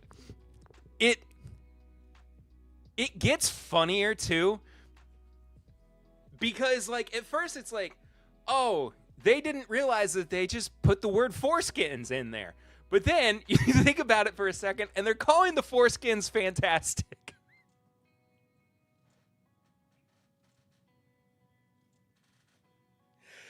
And they're putting them into the kids fighting game.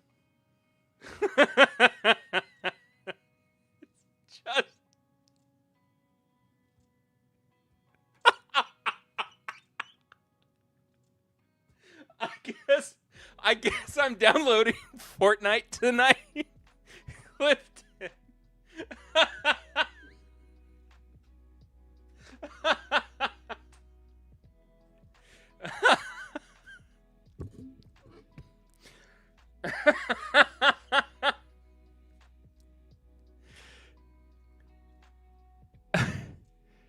Look at the skin. Is that in the background?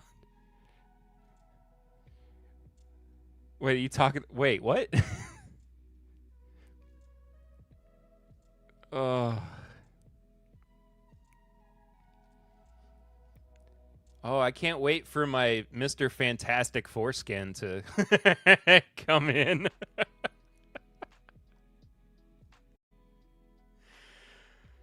I've been. I tried downloading them, but they were clipped. Look what they took from me. Look what they took from my beautiful boy. I thought I'd never get access to that.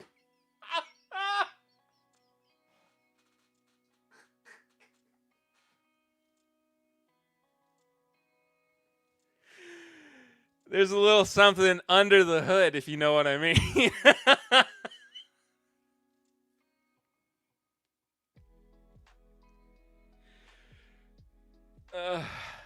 Mr. Van.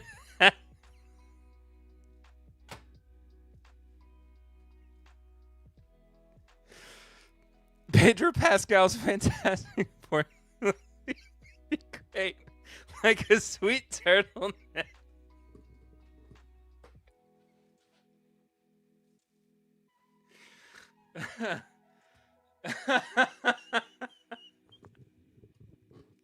With a little mustache on it.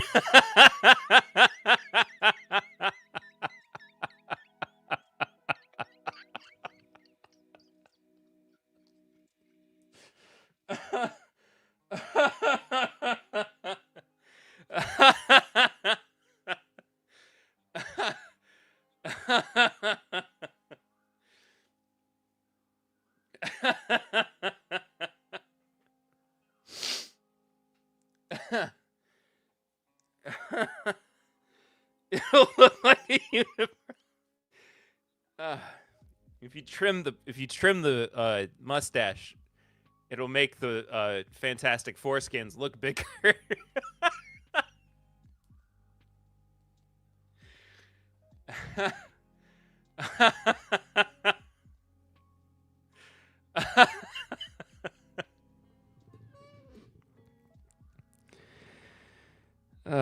What are we doing? What kind of live stream is this? Hide your kids, hide your wives.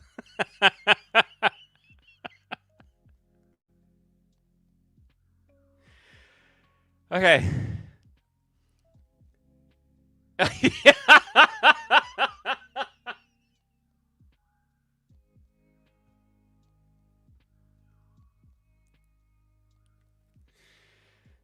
I need to move on. I need to move on. It's a good thing I'm not monetized yet. I mean, I say that, but I don't know how. You know what I mean? Like, should be, but oh my gosh. All right, what am I doing? The damn Raconteur RYE.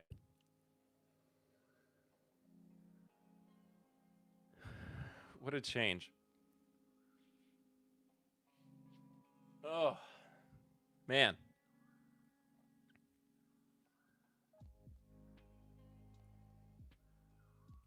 Whew.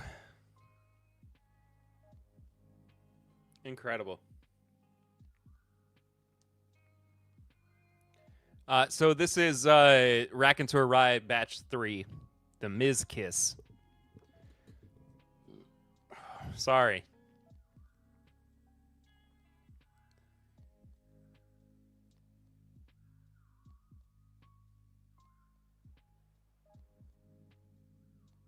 What am I hearing?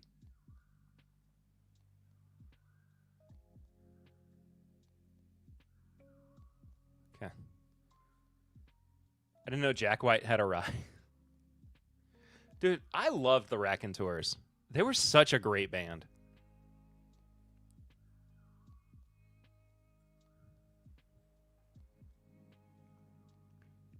I also think Mizunara finishing is one of my favorite double oaks. It is such a different, unique flavor profile.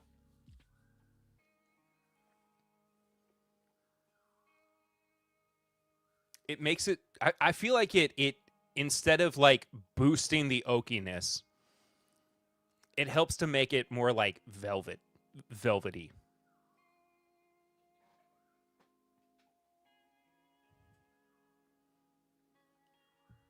Just completely different from, I mean, even, you know, of course, French oak, so far polar opposite from something like Amberana. But even just considering, you know, what you would get with like double oaking with an American oak, it's so entirely different. But thinking about, you know, what Jade was saying earlier with it being like a 200 to 500 year old oak tree, there's got to be some just like mellowness to it, I guess.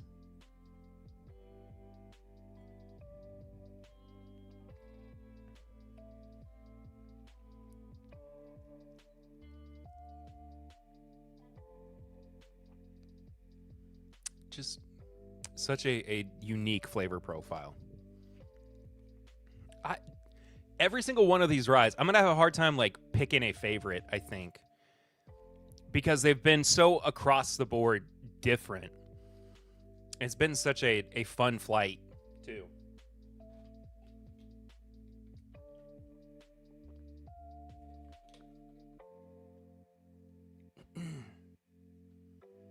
It's very porous, which can lead... Oop, here we go.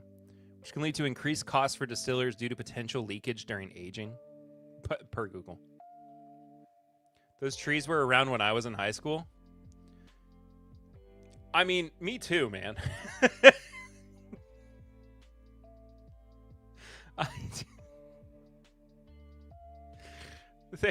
Me too.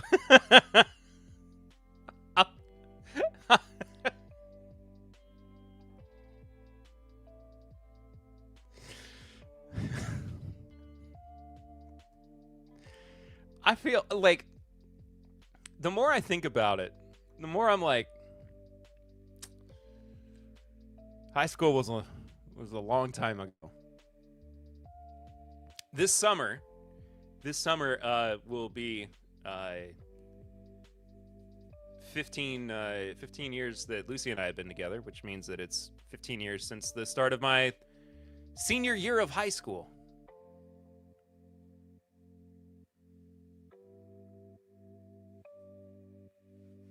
Which is bonkers.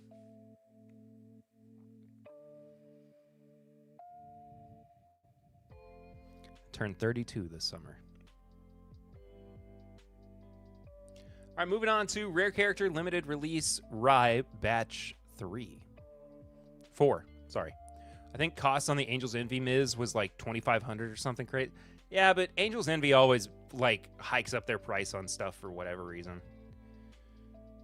I'll never understand why Angel's Envy has such an insane price hike. I mean, just it seems unnecessary. And it's not like they're a heritage distillery either.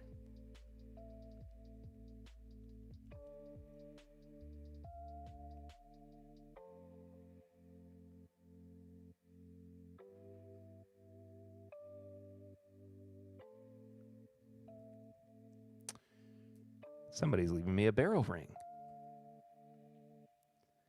I think all Miz are higher than average due to the cost of wood. What's the RD1 Miz price? I have no idea. I mean, those little 200 mils, I think, are pretty universal in in cost. I think Joseph Brazo was in the class ahead of me 333 years ago.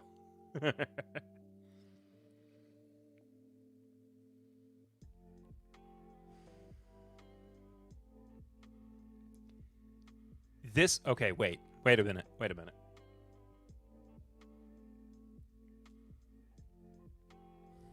The Rare Character and the Pursuit are so close in profile. Oh, I was going to say the RD1, those like 200 ml bottles, I think they're all basically the same price regardless of what the like double oaking or what the aging process is like. I think they're all like $50 or something. I don't know. I don't remember what it was when I bought one last year. I don't even remember which one I have. It's over there in that general vicinity.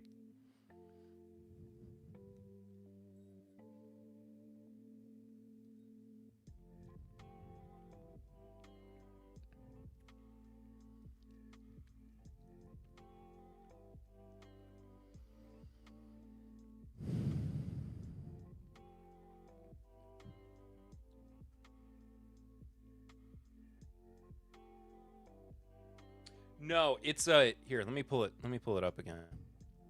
Hey, I went right to it. Yeah, 200 mil. They're the same shape as the large RD1 bottles. They're compact. It's like a hip flask kind of deal. But yeah, these are 200 mil. Distillery only. You fill them yourself. That kind of deal. Which I dig. I wish more places did that. The Miz is new. I'm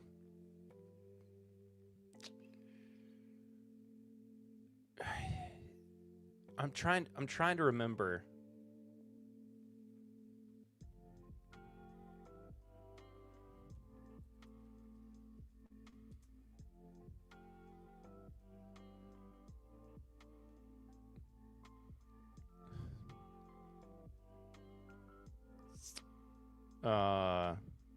Oh, they've got a blend of. Oh, okay. So they've got a blend of.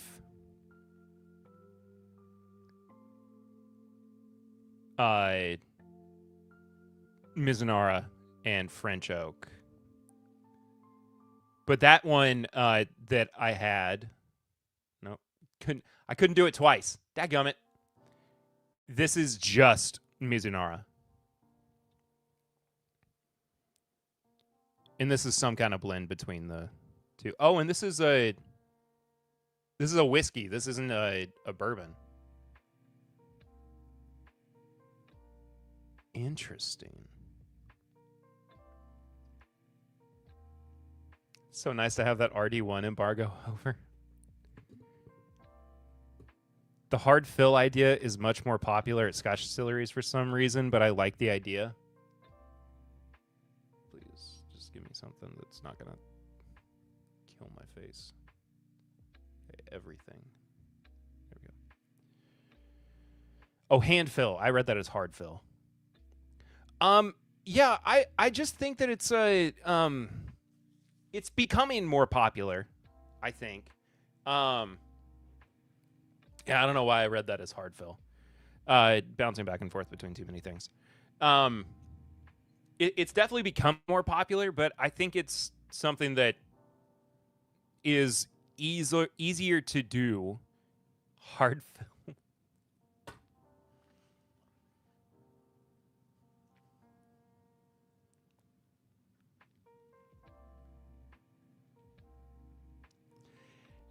It's something that's becoming more popular, but it's easier to do at smaller facilities. I mean, definitely at a smaller, distillery or something like RD1. I mean, the first place that I really caught wind of it or knew about it was, I want to call it Three Boys.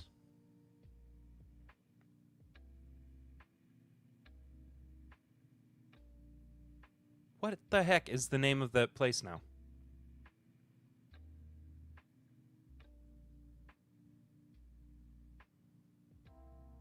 In Frankfurt.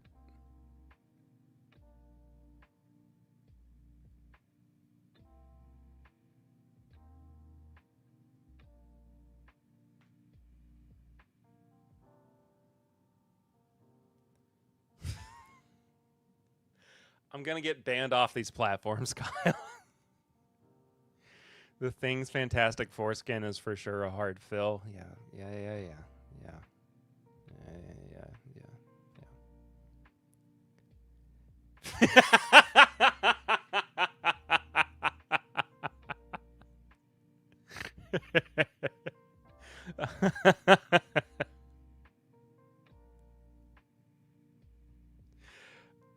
I feel like more and more companies are doing the fill your own bourbon experience. Money grab for sure. Bottle your own. Yeah. Yeah, absolutely. 3 boys, 5 guys, 2 women. Oh, all right. There's a distillery in Frankfurt. It used to be called 3 Boys. Right?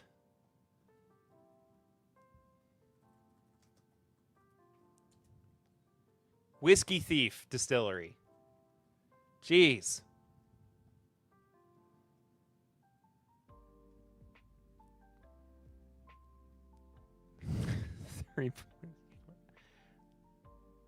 Wait, they don't even have like a website. It's only just to book their oh wait.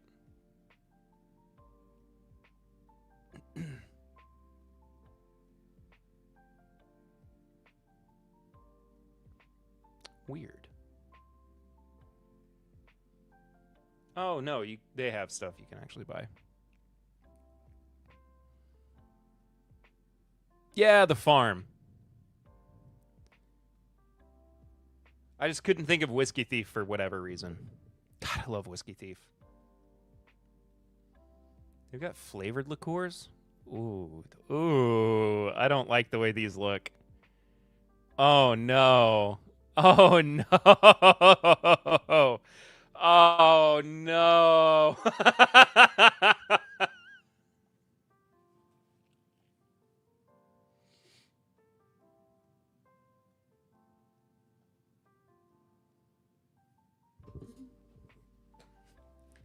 Why did I have to find this and react to it right after talking about the Fantastic Foreskins?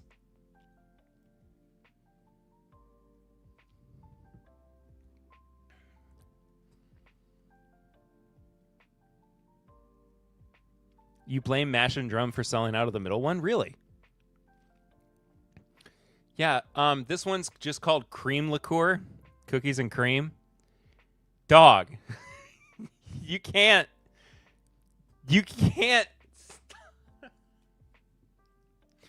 The cream liqueur can't.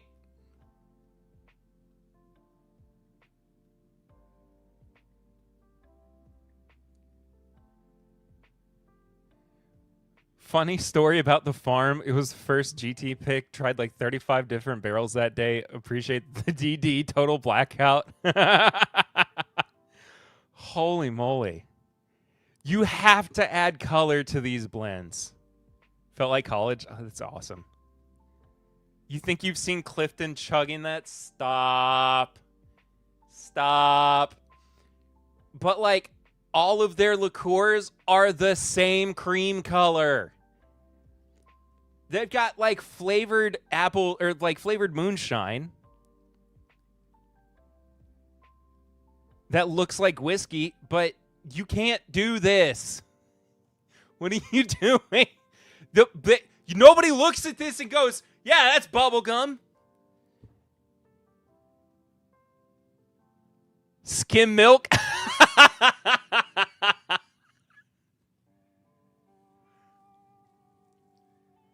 Dog, I'm so happy my mom and dad aren't watching this stream anymore.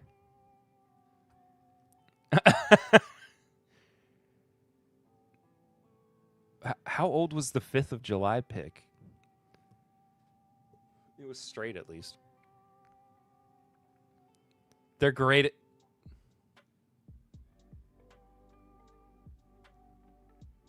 Clifton. That's bubblegum, but replace the G with C?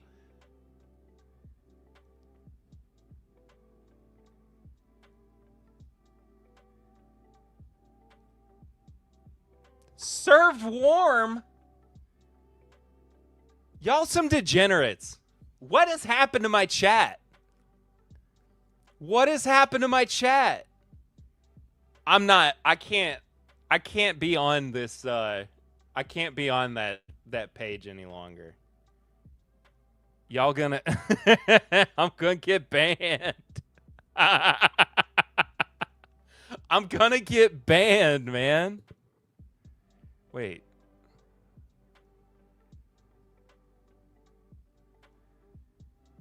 Oh, it's just like all their merch. How can they sell a Stormtrooper decanter?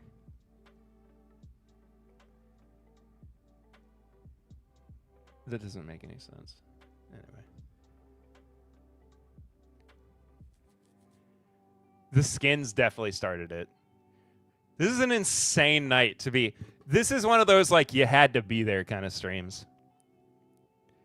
We're just doing what we do. Oh, for sure. We've gotten salty just like those shots of liqueur.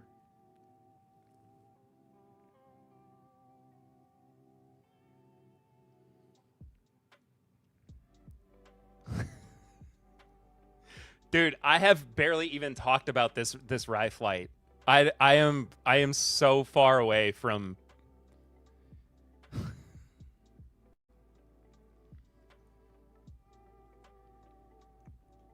The question is, does it really matter? I mean, honestly, like,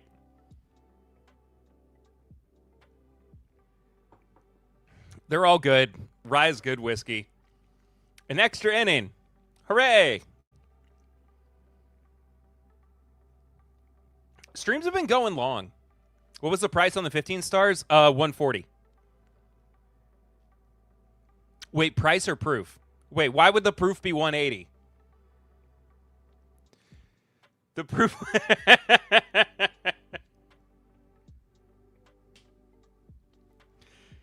You found one online for 90? No, okay. So specifically, it's the Founders Reserve RYE.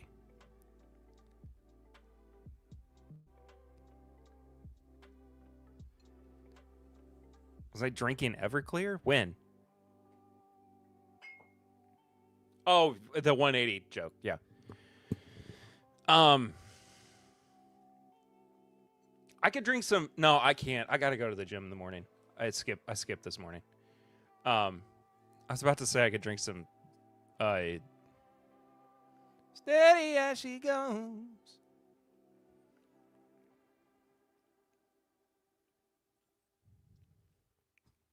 Dog, these pictures go by too fast. No.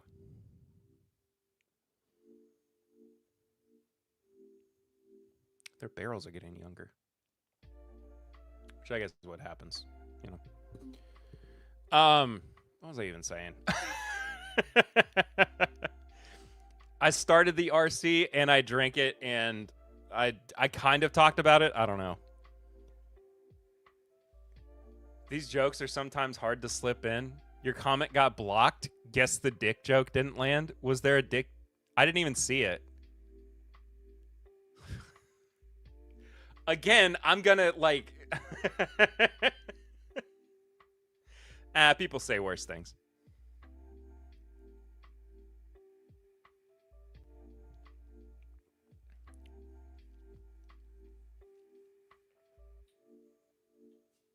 Dude, I'm telling you.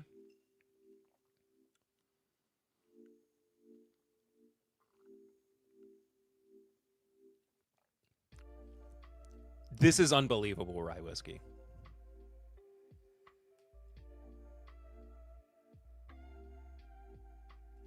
There's a reason that I like. If you need a review, okay, you want a review for this?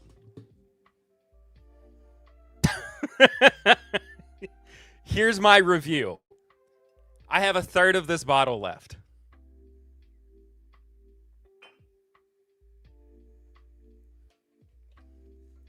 Yeah, magic. 2/3 gone.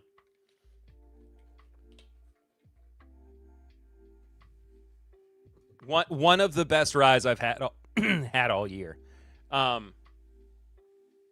think I liked the. No, I know that I liked the new riff RYE, the decade more. It's too hard to like actually compare, but still, the RCLR is phenomenal. I'm gonna jump straight from that to the Pursuit though. Chaddington is so good at blending, but don't let him know that. Keep telling him he sucks. Got to keep him grounded. That's the thing is like, it's so hard to just consistently be like, dude, you're killing it, bro.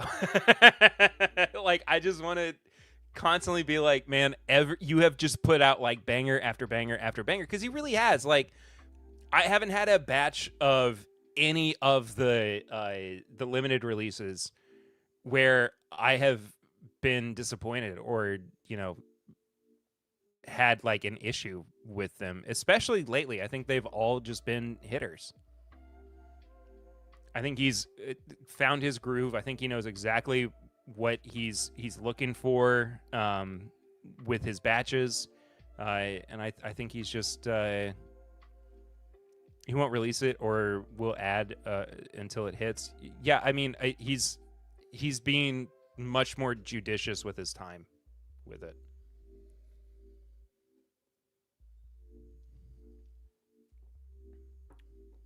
But to jump from that to this double oaked rye, the double oaked rye is stupid good. God, that is phenomenal. I got to get off of this page that's just photos flicking past me. Giving me a headache. Excuse me. A headache. It was giving me a headache.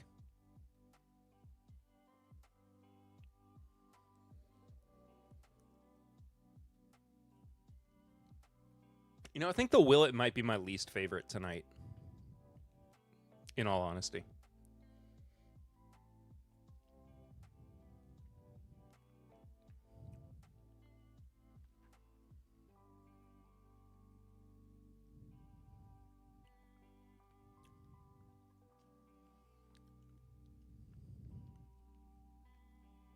God, that 15 star is so good.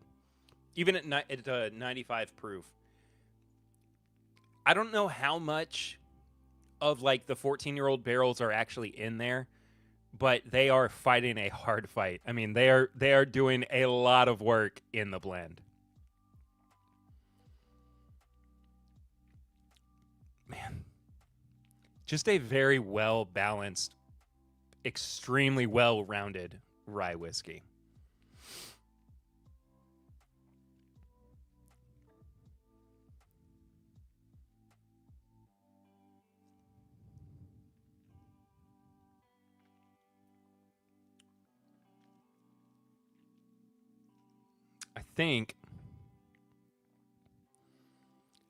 I think my least favorite is the Willet tonight.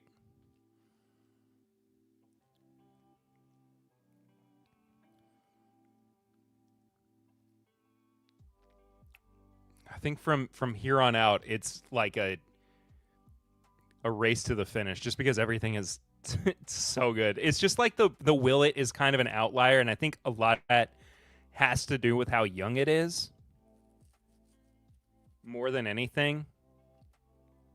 It feels like it's more of like a 4 to 6 or 4 to 7-year-old blend. I don't know exactly what the blend makeup is of Willet Rye, but it's not operating at like a super high capacity, I would say.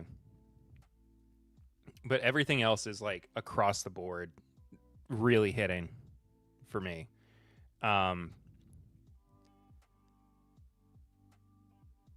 I think from there, though, it goes Raconteur Rye, 15 stars, Pursuit, and then the rare character. But the rare character and the Pursuit could easily tie. Like, easily tie.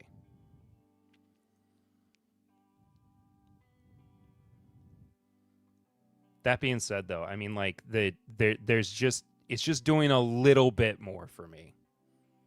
A very slight bit more. I'm going to start with finishing the Willet, too.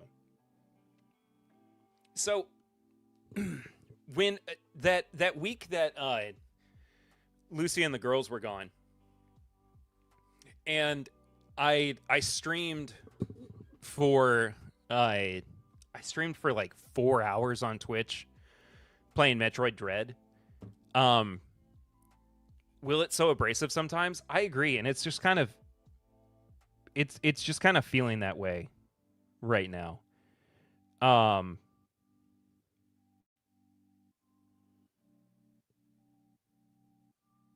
Patreon merchant? Why did I get a Patreon payment? Oh, I didn't. I paid Patreon. That's fun. You have to be in the mood for it. I think so, unless you're just a massive Willet fan. But that day that I streamed for like 4 hours, and then there was another stream I did for 4 hours, and like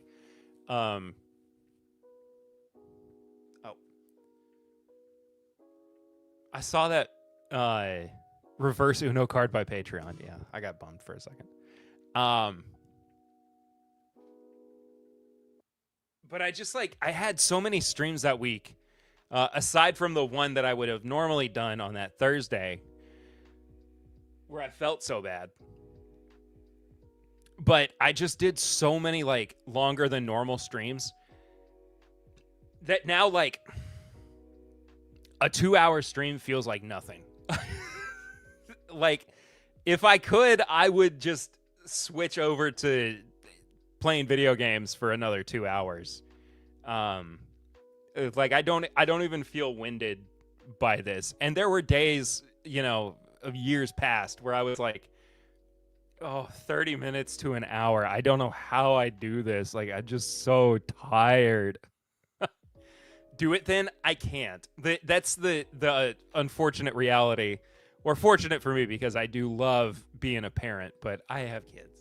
I got kids, and they will be home before too long, and I will have to help with bedtime and everything.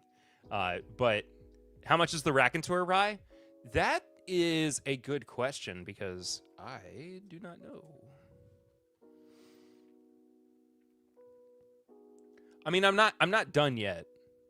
7-hour streams, Big Vic style. I would push it to the limit, man. I would friggin' push it.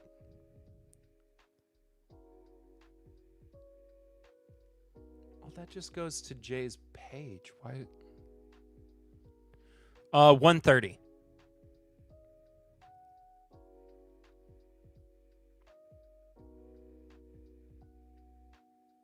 I think it's I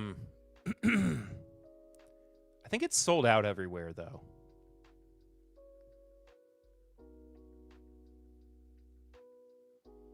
I'd be surprised if you could find it.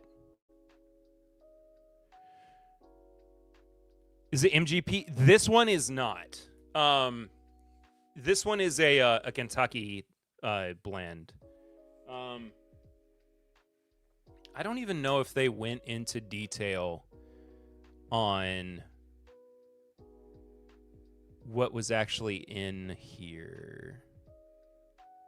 Oh, look at that. It's a 95.5 distilled in Bardstown.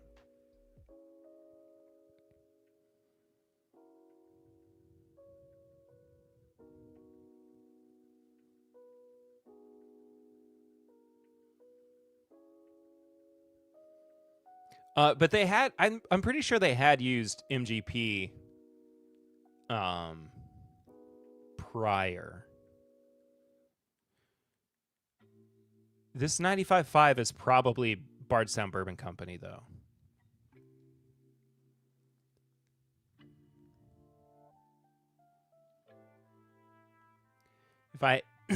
If I had to guess, the yield was only 637 bottles.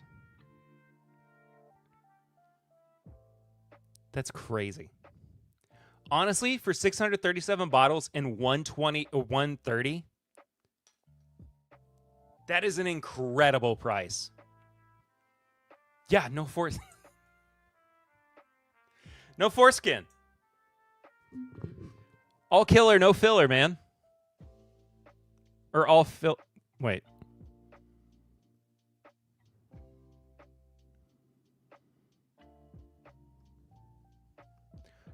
Also, I don't think I've ever gotten this far into this this playlist. Or this yeah, I've never gotten this far into this playlist. I've never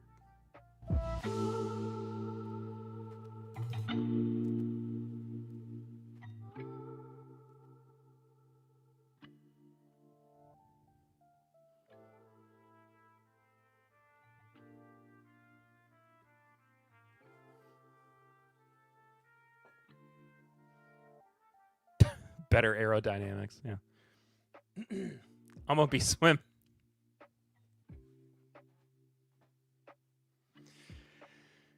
Four to 5 barrel dump, 150 bottle per barrel. Probably, yeah, probably something like that.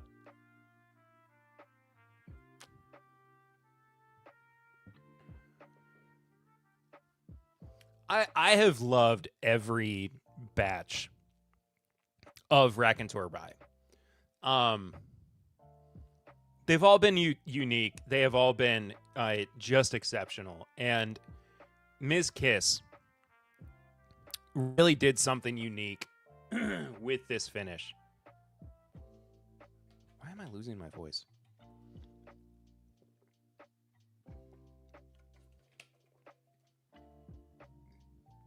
And James, the owner at Woodwork Collective, has been so nice and sent me multiple bottles of stuff that he didn't have to send me. And it's been a very nice relationship. I haven't had any Raconteur Rye at all, Big L on my behalf. I will have to change that.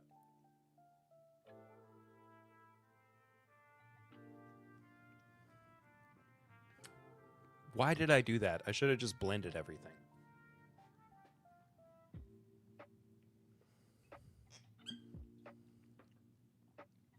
Hang on.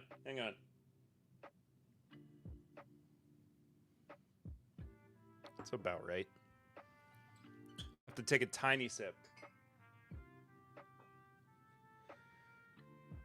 I just grabbed batch 2, 7 years, 122.7 proof.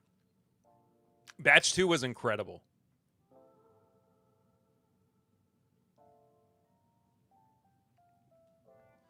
I mean, again, I loved every batch. I think batch 2 might have been my favorite, though.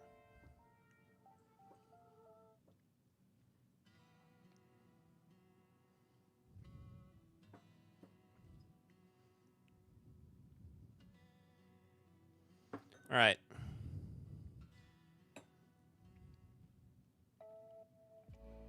Let's see how this works out as a blend.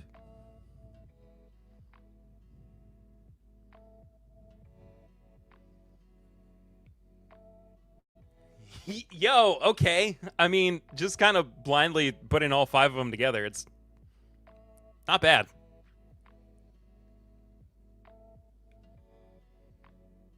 I mean, I would hope it would be.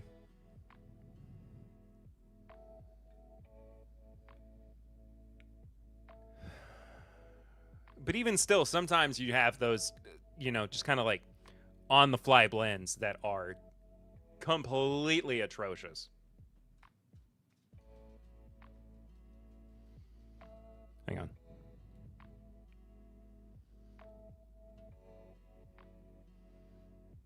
Taking my phone off of Do Not Disturb so I don't forget. Just making sure, too, that the girls weren't on the way home. Okay, Master Blender. Let's do it, lady. Or what is it? Let's go, lady?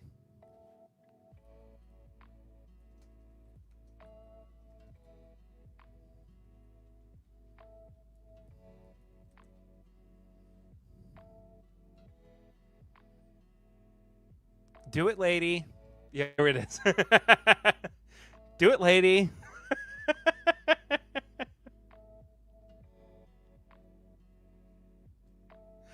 Do it, lady. Everybody's saying it. Do it, lady.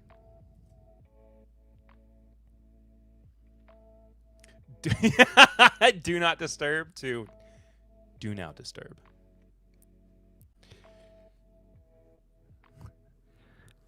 The disturb sign has been switched from do not to now, so you can switch phones over. Feel free to be disturbed in the cabin.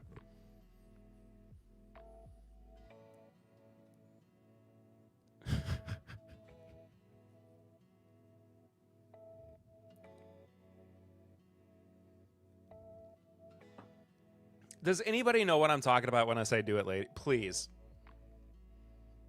Like it's a 2-week-old meme. So I can't be.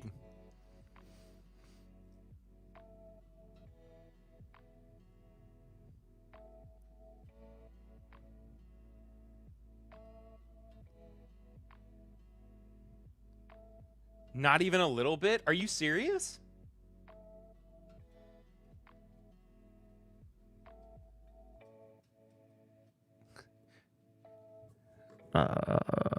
we know you have a lot of choices when you drink, and we'd like to thank you for choosing this on my Bourbon Podcast.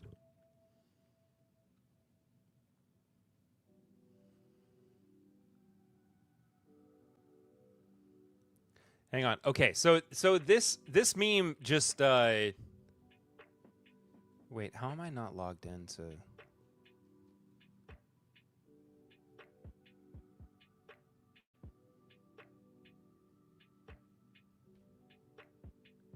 I don't care.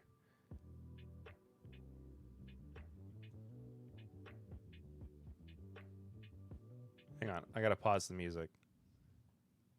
And I'm pretty sure that the peacock is Rosie O'Donnell. Yeah. Chit, for the last time, I do not watch The Masked Singer. Yeah, you should. Yeah. Hey, guys, we're supposed to be planning Janice's surprise party. I bought the card. Oh, yeah. Hey, Chit, did you sign that yet? Yeah. Yeah. Great. Right here. Yeah. Perfect. What? Do it, lady? Yeah. Yeah. Pretty good, right? I don't know. What does it mean? Do it, lady. You know? No, I don't know. Do it, lady. On your birthday. Do what? All of it. At once. Yeah. All the time. Uh-huh. Or whenever you want. Yeah. Hey, shit, I don't think... Anyway, it's that.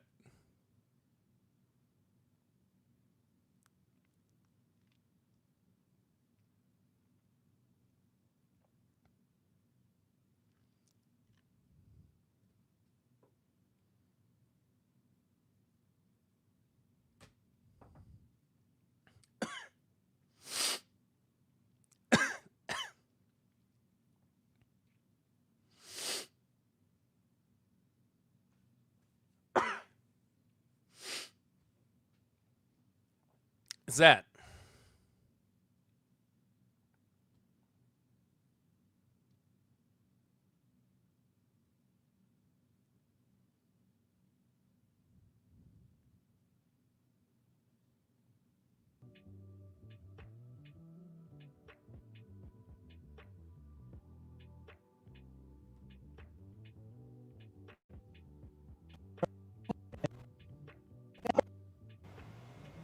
Do it, lady. On your...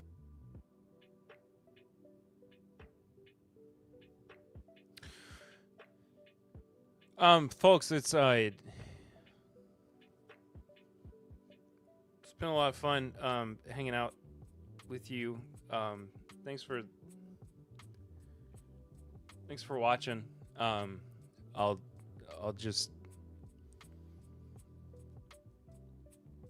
I'm off next week because I'm on vacation.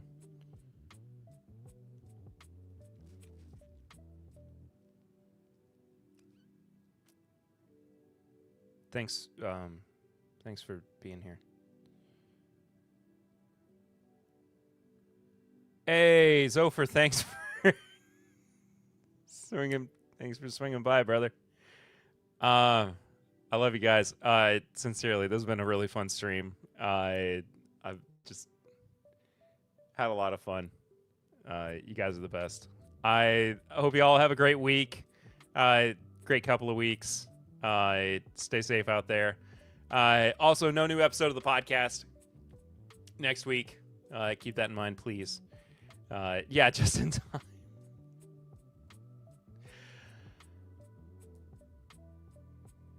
Fortnite all week, baby. See you real soon, guys. Love y'all. Be good. Until next time, I'm Perry. It's been 10-Bit Live. Bye.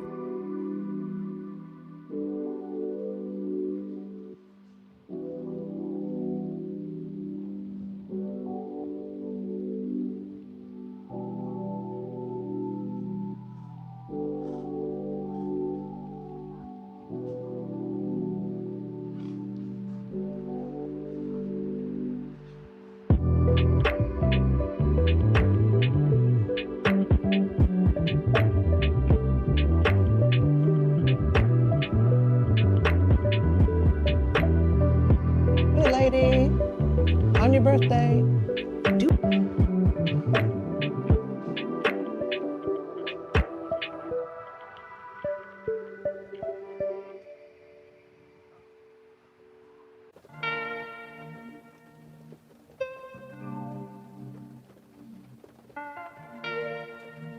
it, lady.